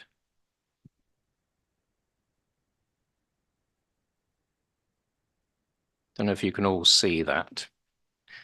So that states it was monitored and controlled during the year by reports and presentations alerting members to overall high-level assessment of the financial position. Being mindful of the Section 11 measures reference I made earlier on this morning to what report should be going to where, the approval of the sign-off of the financial statements is required of the authority's GAC as a result of legislation specifically requiring the audit committee of that authority to sign off. It's not a delegation by council, it's a requirement of legislation through council to that GAC. Is my understanding, Kerry, correct me if I'm wrong, but it's my understanding of what the measure specifically says. Now, my mum always used to say to me, son, you should never sign anything unless you've read it and understood it. And the specific requirement that we ask of our chair of GAC is to sign off the statement of accounts. Now, Now in 2022-23, it'd be interesting if officers look at the GAC meetings between June 2022 and February 2023 and look at the GAC agendas of that to tell me when GAC considered a financial report in relation to the financial statements. And whilst you're doing that, the reason I raised that is that I think that the budget monitoring and control and financial reporting was done within the authority. It was done substantially through FROSC. And what we had in GAC was not a background picture in terms of the jigsaw of what the authority was doing, where and how. And therefore, when you get to the signing of a 2022-23 statement of accounts, the potential is that you can sign it blind without necessarily understanding, because you can't evidence behind the statement of accounts what was happening in the financial sense in the authority if you don't have financial reports of some description that allow you to understand what's going on in the authority before you get to the financial statements. Now, the progress that has been made since is that the ability to update and involve and engage the GAC on this process is much better, that the forward work programme in terms of what's been reported financially to the authority is significantly better, so that when we get to future statements of accounts, that there's a clear evidence and audit trail within GAC that those matters, or the background to those matters, have been considered, and there's clearly an understanding within GAC that those matters have been considered. And that's the progress that we've made within the authority. What we tried to do in terms, and I flagged this 12 months ago on the basis that 12 months ago, I said it was unlikely that I would be able to support this committee's recommendation to accept these accounts at this meeting, because we just did not have the evidence and had not had the reports to enable me to come to a position whereby I understood, as well as read, the financial statements that went through in terms of this particular document. After we'd had that discussion, attempts were made to address that information shortfall, which I'm grateful, and circulation of key information by the strategic director in relation to the finances of that year was undertaken and provided. So on a background sense, I'd be happy in terms of when the recommendation comes through to sit on the fence and abstain on this. I'll withdraw from voting against it. But I think it just shows how, in terms of movement through, the authority has addressed a number of these issues and now is a more effective way able to respond and commit and sign off the accounts in the way that I think it should have been doing historically and may not have been doing historically. So I've given you a time, officers, to respond as to whether any financial reports had gone through in 2022-23 to GAC, whether that I've missed. I'd be grateful for any comment back.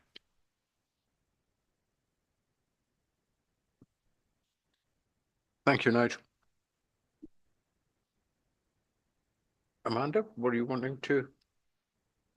Sorry, so you're saying in order to support this year's account or the accounts for 22-23, what reports did the audit committee consider? I'm just trying to think of the timing of the reports that so certainly in the autumn of last year, I have brought a number of sort of financial reports to the committee. So, but obviously that would have been in the 23-24 year. So I guess if you're taking the same stance as you did last year, then it will be the same stance, because we didn't. I mean, what I would observe though is that, you know, accounts are a record of the activity that's taken place. You're referencing the need for budget information alongside it. Well, you know, whilst I'm not denying budgetary information compared to actual information is of valid relevance to an authority managing its financial position, a set of transactions relating to what has been spent is not contingent on a budget in the first place. So I'd make that observation, but it's obviously your right, Nigel, to take the stance you want in terms of how you vote. Thank you. Are there any more comments or questions? Oh, there's a hand up, but oh, Phil, your camera is off, I think, but your hand's up. All right.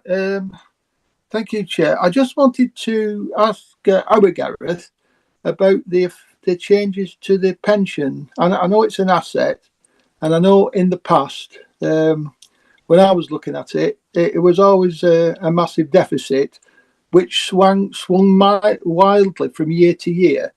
But we never had to change the size of the deficit as you've had to change the size of the pension asset.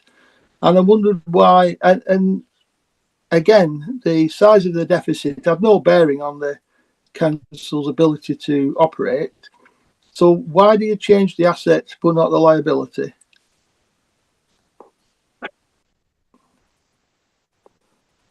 Hi, Bill. When it was a liability, as you say, it was done a certain way, but then now it became an asset. There are rules about how much of an asset you can declare in the accounts, and you have to request another thing called an asset ceiling calculation. And using that sort of technical calculation, you have to reduce how much of the asset you're allowed to show. The actuaries provided this information. It was an extra job. You had to pay extra money for it. When basically your scheme becomes an asset by these calculations, you have to adjust it down basically by the asset ceiling calculation. But it's quite technical. I don't understand it that much more than that. Right, thank you. I just wondered why the liability isn't affected in any way, because it was a pretty meaningless figure, was it not? Yeah, it's just a kind of calculation. It doesn't affect the cash of the authority, does it? No. But when you calculated the liability, that was the answer, and you were allowed to declare the actual liability. But according to accounting rules, if it became an asset, you weren't allowed to show the full asset. That wasn't prudent to declare it or something, and you had to reduce it by this specific calculation. All right. So am I taking it's just our normal accounting practice of recording losses as they occur, but not recording interest until income until it's earned? That sort of thinking. Perhaps I'll come in. Whilst I'm not pertaining to be an expert in the detail, and maybe Gareth Lucy might be able to support if I say something inappropriate. But I guess it is that general principle, Phil. It strikes me that obviously we have to recognise in the accounts the pension liabilities because they are effectively, the liabilities under the accounting regime. But when you have a scenario that you've got an asset, then I guess it's a bit of a different matter, isn't it? If you're declaring a ginormous asset in your balance sheet, so I would imagine the premise behind the accounting standards on pension reporting is that of prudency, and therefore it doesn't want you to declare an asset that potentially, I guess, is falsified and overstated, which is why you have to then do it in accordance with this asset ceiling, which is the accounting standards accepted amount of an asset that it will allow you to declare. But there's absolutely no issue in declaring the liabilities. They want you to declare those in full. So effectively, we're just showing this in accordance with the technical accounting standards behind pension reporting. Well, thank you, Amanda. Thank you, Chair. Thank you, Amanda. Are there any other?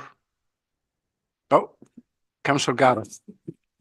I suppose it also by the asset there is to take away that temptation for us as a council to say, oh, we've got an asset there, let's reduce our contributions into the pension scheme, or let's see if we can get some cash out of the pension scheme, because it does swing so wildly. And probably if it is a liability, then we need to know exactly what it is, because if it keeps growing, we need to give that consideration as to, do we need to actually bridge that gap and do something about it? Thank you.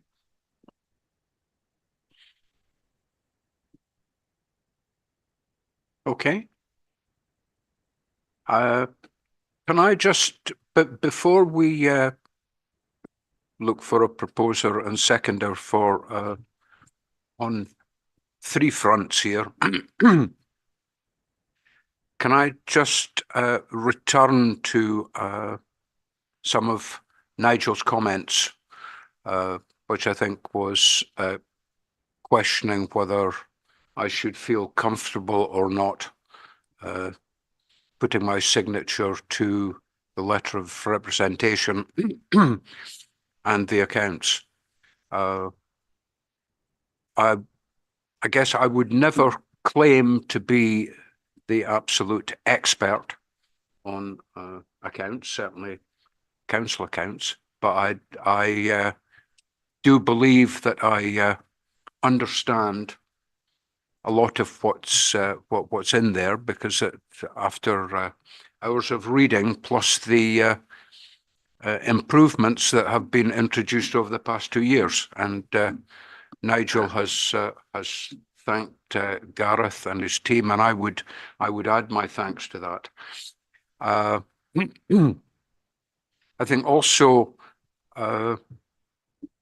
it may be that for 22-23 we did not see some reports that we now realise that we should have done, but that I don't think removes the fact that as chair I can still take some confidence from having listened in to meetings and watched the recordings. So I just want to assure you that I do not and will not put my signature to these documents lightly. So because it's very important. But I do acknowledge what Nigel is saying, that there is necessarily no hard and fast evidence over a long period of time that certain documents have passed through this committee. So having said that, and having hopefully provided you with some confidence, we now have 3 recommendations to consider. Sorry, Chair, I just wanted to remind everyone the recommendations are on page 67, paragraphs 2.1 to 2.4. Just as a reminder, that's where we're at. Yeah. And I'm not sure actually whether the 4th one we actually need to vote on, which is the that's just the letter from Audit Wales. So it's yeah. So it's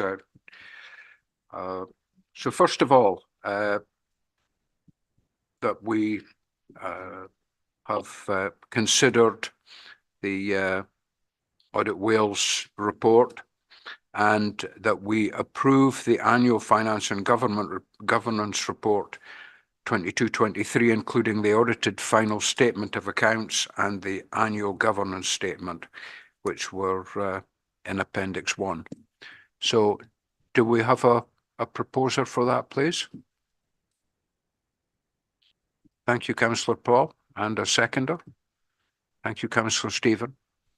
And now can I ask for a show of hands in support, please?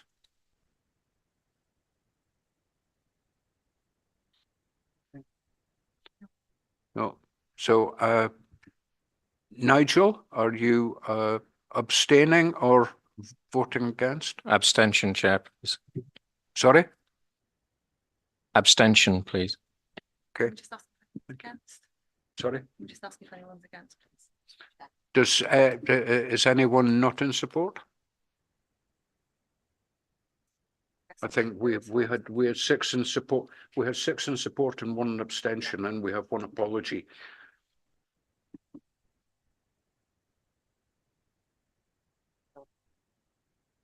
Councillor John's there. Councillor Tom. Yep, that's fine, Chair. I did vote, Chair. Yep. That's fine, Chair. So I think we're. Yep. Yeah. So moving on to the second recommendation, that the GAC approves the Conway Harbour accounts for 22-23. Can I have a proposer, please? Thank you, Councillor Paul. And a seconder. Thank you, Councillor Gareth. And once again, can I seek a show of hands? 8. Yeah, I think that's unanimous. Thank you. And finally, that the final recommendation that the Governance and Audit Committee agree the content of the final letter of representation and authorises me to sign that letter. Thank you, Councillor Paul, for proposing it. And a seconder, please. Councillor John, thank you very much. And once again, can I seek a show of hands, please, in support of that?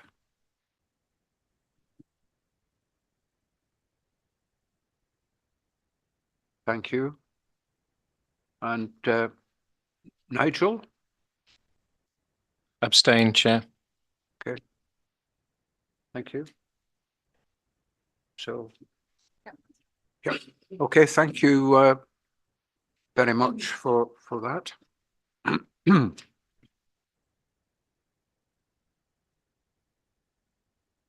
We're now at 10 to 12. Does anyone need a break, or can we just carry on?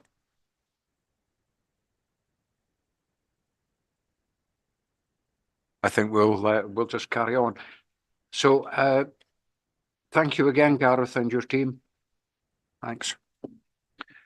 So now moving on to item 8, and this is over to you, Amanda, to consider reports from yourself on 3 matters.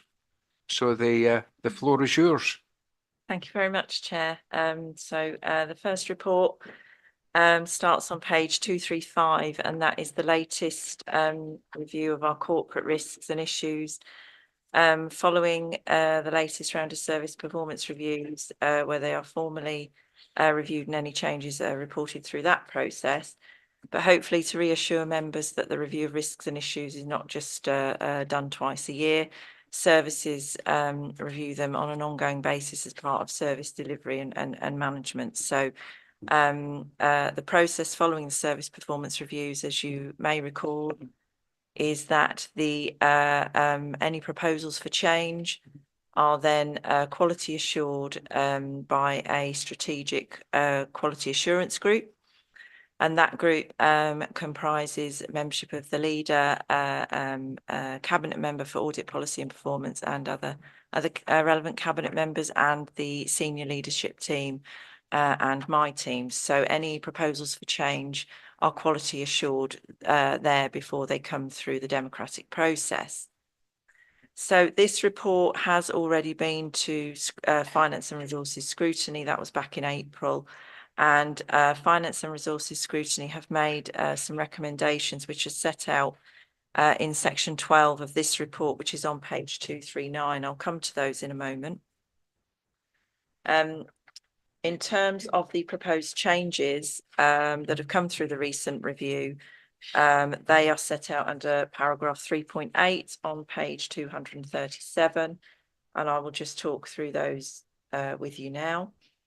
So in terms of the changes, so a new issue has been proposed in relation to the Welsh Government funding formula and the impact that that has in terms of Conway's financial settlement for 24-25. The detail of that new issue is actually set out on page 242. In terms of new risks that are being proposed, the first one there, the risk of service failure due to the inability to replace vehicles. That has been a service risk for a number of years. It is being proposed to escalate that to a corporate risk because the authority's fleet actually impacts the whole of the organisation in terms of service delivery. That risk is in relation predominantly to lead-in times for delivery of replacement vehicles. So in terms of the supply chain there, that is what that risk is in relation to. The detail of that is actually set out on page 287. The next new risk that is being proposed is the risk that Conwy fails to manage its contracts effectively, and the detail of that risk is set out on page 288. In terms of changes to existing corporate risks, so in relation to the risk that governance and audit members will not be appropriately inducted into their roles, the proposal is to remove that risk. That is deemed no longer a risk because the controls to manage that risk are considered implemented. And you'll find the detail of that risk on page 321. The second risk around the us preparing for the end of PSTN lines. Please don't ask me what PSTN stands for because I can't remember. I think it's public something telephone. Is to do with the telephone network switching to digital in 2025. The risk that some of our operational processes and services will cease to work. Satisfactory assurance has been provided on that risk because there is a working group set up and plans are underway already to mitigate that risk. So the work is already underway to deal with that risk. So that is why satisfactory assurance is being proposed there in terms of the effectiveness of the controls. And the detail of that risk is on page 322. The third proposed change is in relation to the risk around increased violence and aggression towards officers and elected members. The proposal is to separate that into two separate risks in terms of one risk relating to members and one risk relating to officers, because the control measures to manage those risks in some cases are slightly different. And it was thought that because of the importance of safeguarding our staff and our members, that each risk needs its individual focus in terms of its management.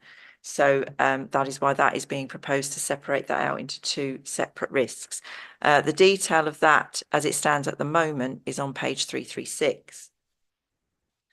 If I just draw your attention on page 239, section 12, when this was reported to Finance and Resources Scrutiny, there was a very good discussion and debate around our corporate risks and issues. So set out there under section 12, the following recommendations are made to Cabinet, and this report and the risk and issue registers will be going to Cabinet on the 11th of June. That further investigation take place regarding the decrease in population in Conwy, and that this be heightened within the risk register because it's recognised that actually the declining population figures have an impact across a number of service areas. And the second part of that is that it be noted that the speed of service transformation does not support service delivery within a balanced budget, and that corporate issue 20 around our capacity to support programmes be marked as high risk as opposed to medium. So that issue is actually medium priority at the moment. Is being proposed that be escalated to high priority. In terms of the dashboard, so the issue dashboard is on page 240.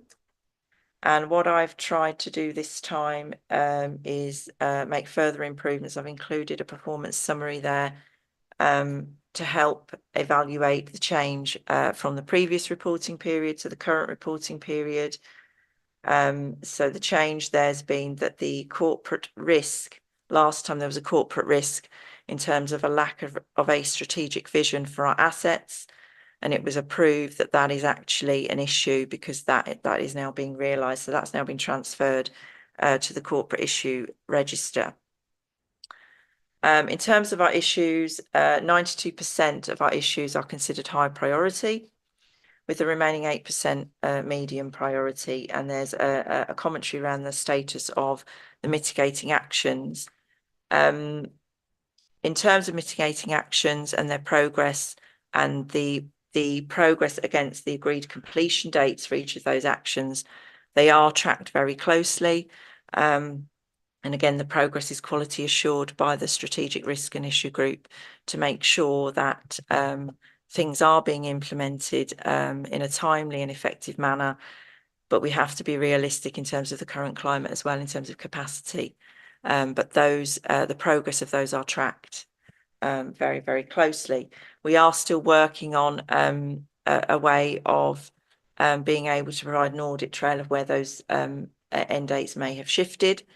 We do have that data, so we do have that audit trail. It's just including it in this report we're still working on that. But rest assured, we are progressing that. The risk dashboard is on page 283. And again, there I've included a commentary evaluating any changes between the previous reporting period to the current one. So there have been some risks that were removed last time, and the new risk in relation to the PSTN lines being added on. In terms of the composition of our risks, 42% are critical, 42% are major, 12% are moderate, and 4% are considered minor in terms of their residual risk rating. So that is my presentation. Happy to take any questions. Thank you. Thank you, Amanda. Councillor Paul. Excuse me. Can I start by thanking Amanda? And I understand this is Amanda's last meeting. Is that right? And she'll be a great loss to the council. In my 2 years of being involved with Amanda, you know, nothing's been too much trouble or bother. And she's managed this area, in my view, very effectively, and has always taken the feedback she's had and tried to improve the information we have. So I would want personally to put on record, but I'm sure the committee would want to put on record as well. My specific question relates to the risk of the Welsh Government funding formula and that going forward. And it picks up a bit on what Nigel was saying earlier of us being alerted early to issues. Now, I do remember having a presentation on the Welsh Government funding formula. I honestly can't remember which committee it was at, whether it was Frost or here, but we did have a presentation on that. It really is quite fundamental to Conway Council. And it's particularly fundamental to Conway Council because the specifics of our population decline are really quite profound. We are the only Welsh local authority out of 22 who, on the most recent figures from the ONS, our population went down by 0.4%. And that's particularly problematic for the formula, but it's also problematic because in Conway, our birth rate is reducing, but the number of older people is well, holding stable and even going up. And so I think we need to be really conscious of that impact. And I think this committee needs to be really conscious of that impact. And it is why, for example, I raised earlier in the meeting the number of unfilled school places we have. We really need to be aware of that as an audit and governance committee. And I think I don't anticipate significant changes in the funding formula in the next year, partly because of Welsh Government itself being in somewhat of a turmoil at the moment, if you read the press. But it really could have some really quite profound impact on our finances. So we do need to be very conscious of that, I think. And I'm sure Amanda will confirm that.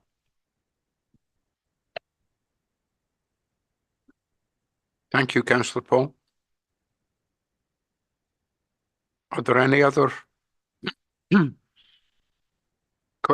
Nigel. Thank you, Chair.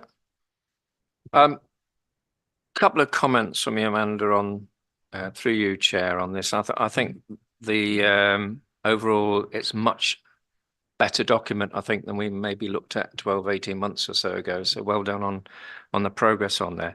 There's still a bit of me that says, might it, for presentation purposes, be helpful to separate out corporate issues from the corporate risk as two separate documents? And when you get them together, they sort of mold into one. There may be some benefit in having them as key documents, independent of each other. I think that's a presentational issue. I'm worried that your trend arrows appear to be stuck in without really going anywhere, forward, back, up, down, sideways, or whatever. And I'll give you a specific example for that. You wanted to, you recommended in the report a removal of the GAC members unable to fulfill their GAC role due to lack of training or whatever else it is. You'd expect, therefore, to have seen that arrow go southwards over time, wouldn't you, Amanda? So I think it's sort of more can be done with telling the story in relation to that. The landscape sheets are still a bit busy.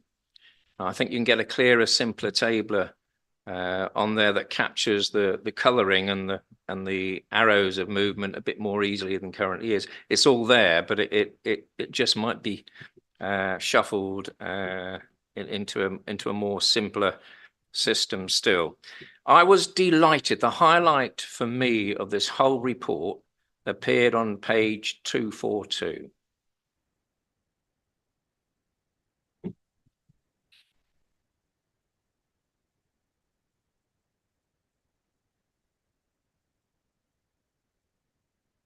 And the highlight, in my view, was this new corporate issue that came through with exactly what we've been raising in GAC, that we referred across to Cabinet to look at, and the implications for that, and the necessity to have that as a corporate issue. I thought that was exactly what I think we've been pushing for in GAC, and I commend you for picking that up, because I think that's absolutely essential to the, whether the authority survives or not going forward without the need to serve as or send a Section 114 notice. Needs something like this. So I'm on my I don't normally put ticks down on a report, but I put 4 ticks down on my note as I was going through this particular report, saying, yeah, that's really great from my perspective.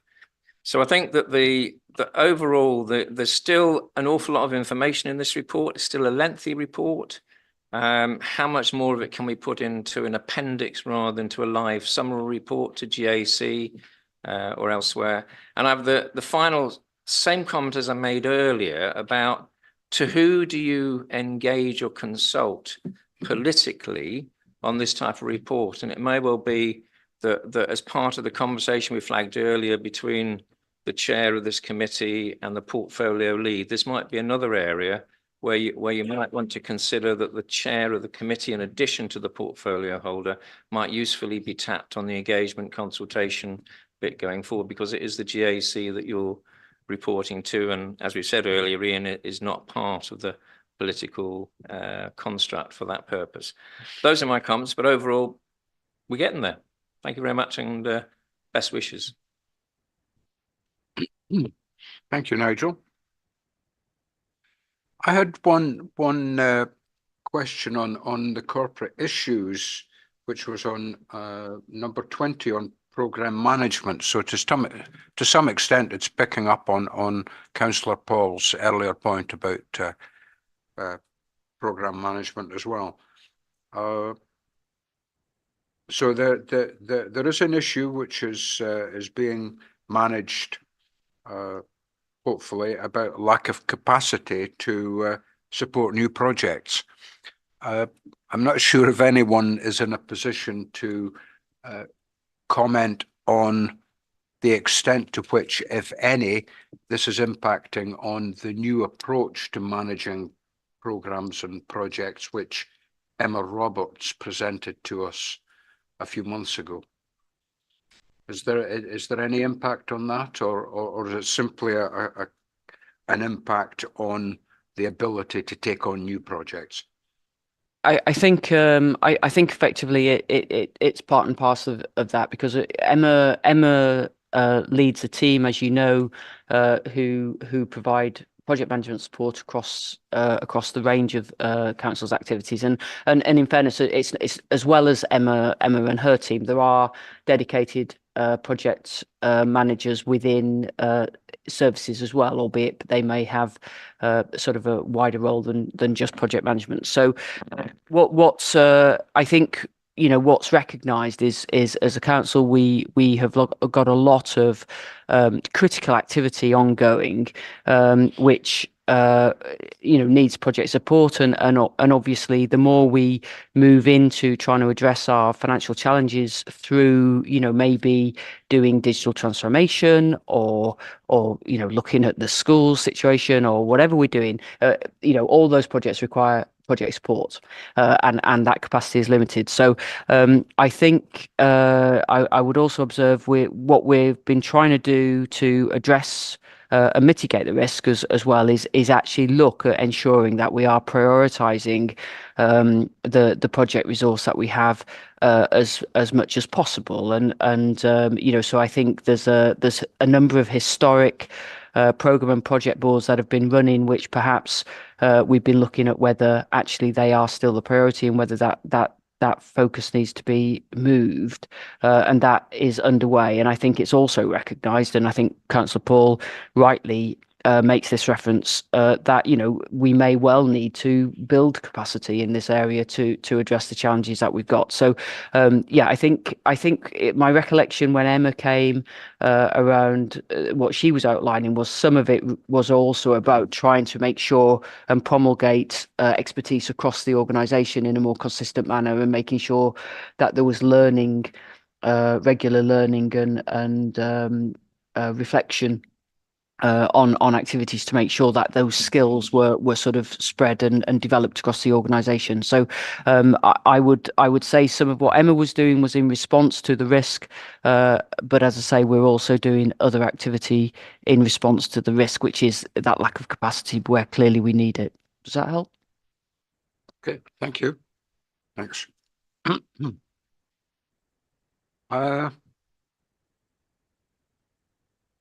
I actually had another point I wanted to make, and it was the new risk of increased violence and aggression towards officers and elected members, which personally just gave me some concern. And I was just seeking a little bit of background, really, as to why it has been felt necessary to add this to the register, and also why it is seen necessary to split it between officers and elected members. Is it? But is anyone able to sort of enlighten me on this? Do you want me to come in on that, Chair? That's not a new risk. That's actually been on our risk register for some time now, and it came about, I think, as a result of the sort of recognition of the, you know, the current financial situation that we are in.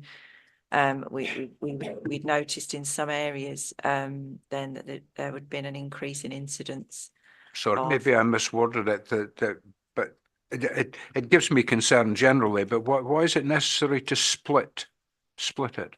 I think because it's important that we give both elements the focus that they need, and in terms of controls, and whilst we've got very good processes in place to manage the risks associated with that for both staff and members, some of the controls, it's felt we need to go into a little bit more detail around that, and in terms of the controls for staff and for members, they might be slightly different in some ways.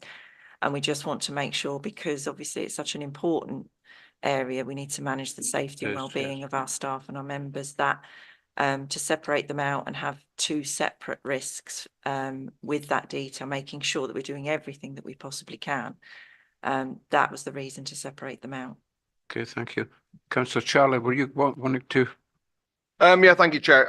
Yeah, I think they are slightly different. Elected members clearly have had some very difficult decisions to make over the last 2 years. So in the current year, people are clearly not very happy about 10% increase in council tax, but there's another £11 million of cuts to deliver.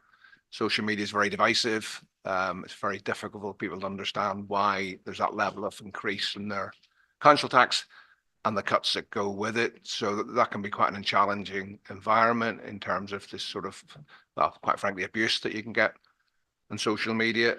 Our council staff have a similar but different pressure in that at the front line when they can't do what somebody wants them to do. I think across society and generally we're seeing people getting more angry generally about things not being there.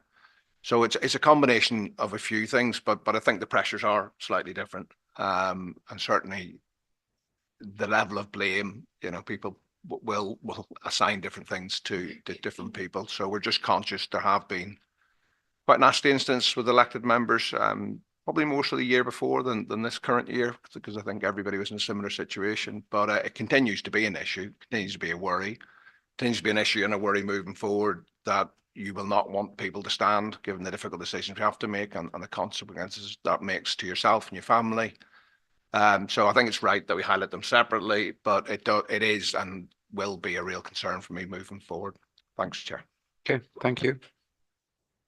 Councillor Chris, were you wanting to say something? Exactly the same point, really.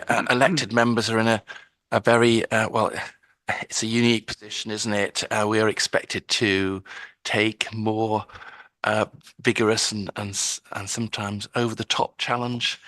While we have to remember that officers are our employees, they are the employees of the council. Elected members are in a different situation. So, yeah, I think the controls have to be different. And the leaders just mentioned or alluded to diversity and democracy. We want more people standing for election and a more diverse group seeking to go through the democratic position and represent their various communities and everything. But they won't do that unless they feel safe and supported when they do get elected. So that's an important focus for us. Thank you, Chair. Okay. Thank you. So if there are no other questions or comments, can I please ask for a proposer in support of the thank you, Nigel. Seconder, Councillor Gareth. And please can I ask for a show of hands in support? 4, 6. I think that's I think it's unanimous. Yeah. Okay, thank you. And well done, Amanda. So moving on to your next, your second item, which is external regulatory reports, which are on pages 337 to 348. Thank you, Chair. So this time we are presenting, there have been 3 inspections. The action plans for 2 of those are in the pack. So the first one is an Nantabrinii. That was an Eston inspection of that facility, and it was actually a really positive Eston inspection. You'll find the details of that on page 340. I'll just go to that page now. So just giving an overview of that inspection and the positive feedback that was received. The action plan in response to the recommendations from that inspection you'll find on page 346, and that action plan and the progress of that will be monitored by the management committee for that site. The second report that is in this report is the Eston inspection of our education services, and that is outlined under section 3.6.2 on page 341. Just giving an overview of the areas that were looked at. That happened in November, and the final report was published in January of this year. And again, a very positive inspection. And there were 2 recommendations that came out of that inspection, and they're on page 342. The action plan for that went to Education and Skills Scrutiny Committee in March to be scrutinised, and the action plan is on page 349 for you to refer to there. The third and final one was a domiciliary care inspection by Care Inspectorate Wales, and that happened in November of last year. A really positive inspection, and there were no non-compliances identified at that inspection, hence there's no action plan in the pack. So the action plans and the progress of those will actually come as part of the compliance reporting to GAC to monitor the progress of any recommendations. Thank you. Okay. Thank you, Amanda. Do I have any questions or comments, please? Nigel? Yeah, just quickly, Chair, I'm pleased to see this progressing in the way that we've discussed with the strategic director before in terms of who's responsible for which bit of work in the council, and I think that this is a neat summary and good example of that going forward. So well done. Thank you. Thank you.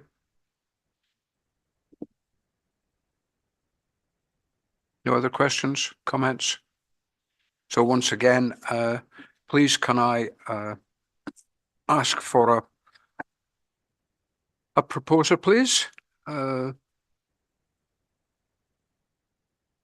Councillor Gareth, thank you. And a seconder, Councillor Paul, thank you very much.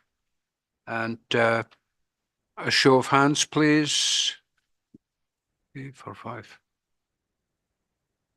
Yeah, I think it's unanimous.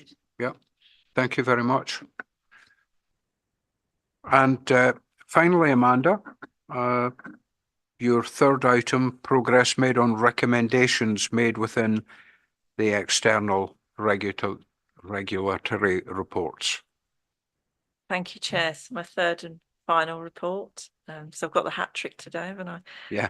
So this report is the 6-monthly report that we bring to Governance and Audit Committee, outlining progress made against the audit recommendations, so external audit recommendations, and you'll find the full detail of the report starts on page 355.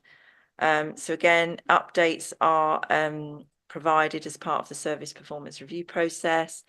They are then quality assured by an internal group that actually challenges any commentaries that we feel aren't really reflective of progress that has been made.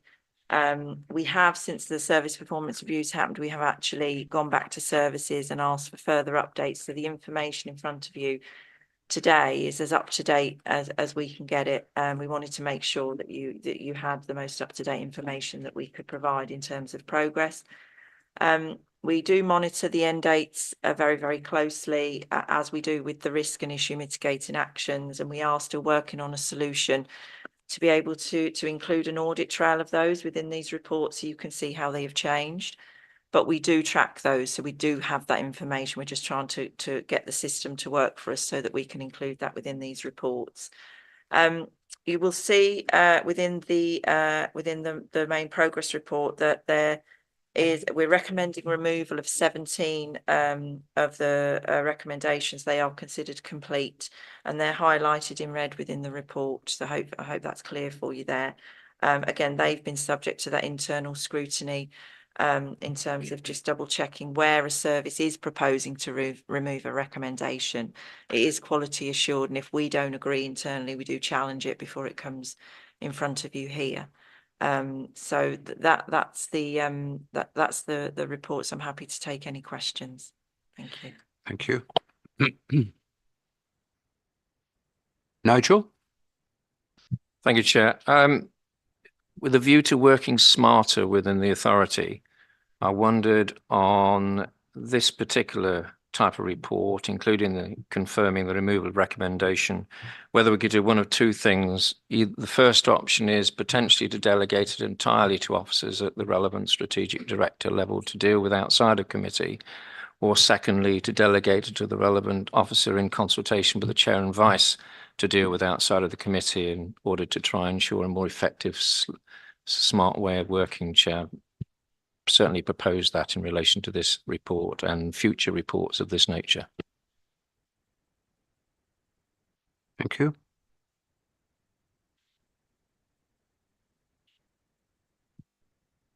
But Amanda, you're looking at me as if you were wanting to say something, but I'm not sure.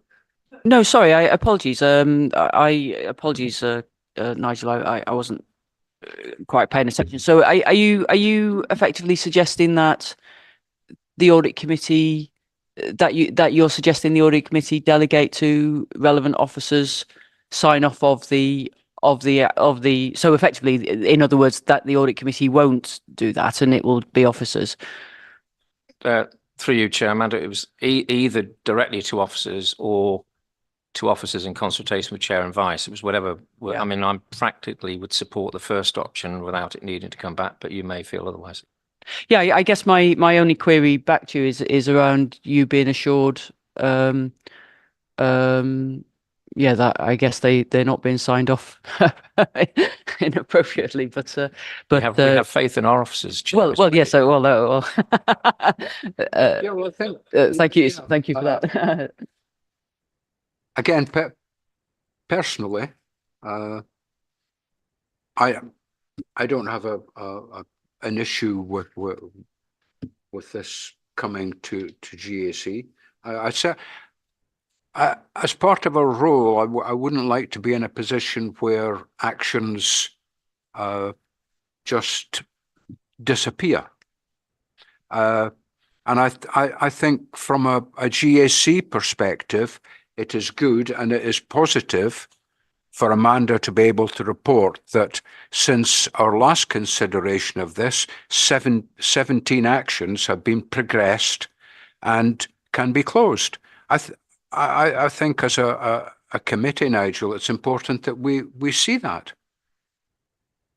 So, you, Chair, I could see in terms of reporting back for information, I'm looking to try and make more timely, smarter working to deal with issues that I understand the point about reporting back, and there may be a way of capturing that. But I don't think, for example, some of these actions need to sit until the GAC sits in a meeting to be approved. I think we should be working at a higher pace within the council than potentially we have done in the past. And I'm trying to get that momentum back into the way that the authority works around decision-making, speed of decision-making, which shouldn't necessarily come back to the time cycle of a meeting. But I fully understand in terms of reporting back in appropriate time, but maybe there's a compromise there, Chair. Yeah. Could I suggest a compromise? Councillor Paul? Could I suggest, I tend to support your position, Chair, but as a compromise, could it just come back as an information item to us? I imagine it could. Yes. Yes. I mean, I'm supportive of your position, but I can also see, the burden of the agenda and all of that.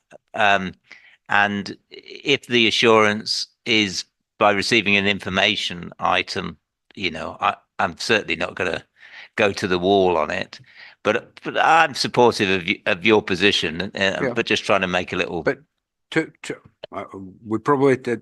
we shouldn't be getting into a great debate about what is an information item or not. But to some extent, what we've been presented with is an information item, and we're talking just about if you like, the frequency of it. And unfortunately, we only meet 4 or 5 times a year. So unless we find some other way of monthly reporting, then we may have to just go with this. And of course, there have been proposals made with regard to where these reports go to for the consideration. And we are only in future going to be receiving updates on actions anyway. Yeah. So I'll move the status quo, Chair. Thank you very much, Councillor Paul. So no more questions? Right, please, can I ask for a proposer? Nigel's smiling there. Thank you, Councillor Paul. And a seconder, please. Oh, Phil, thank you. We still see your hand, Phil, but we don't see your video.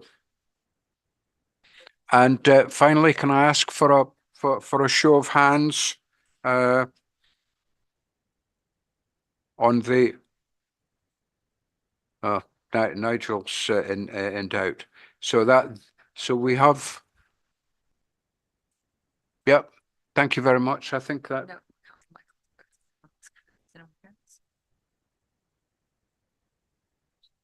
Oh.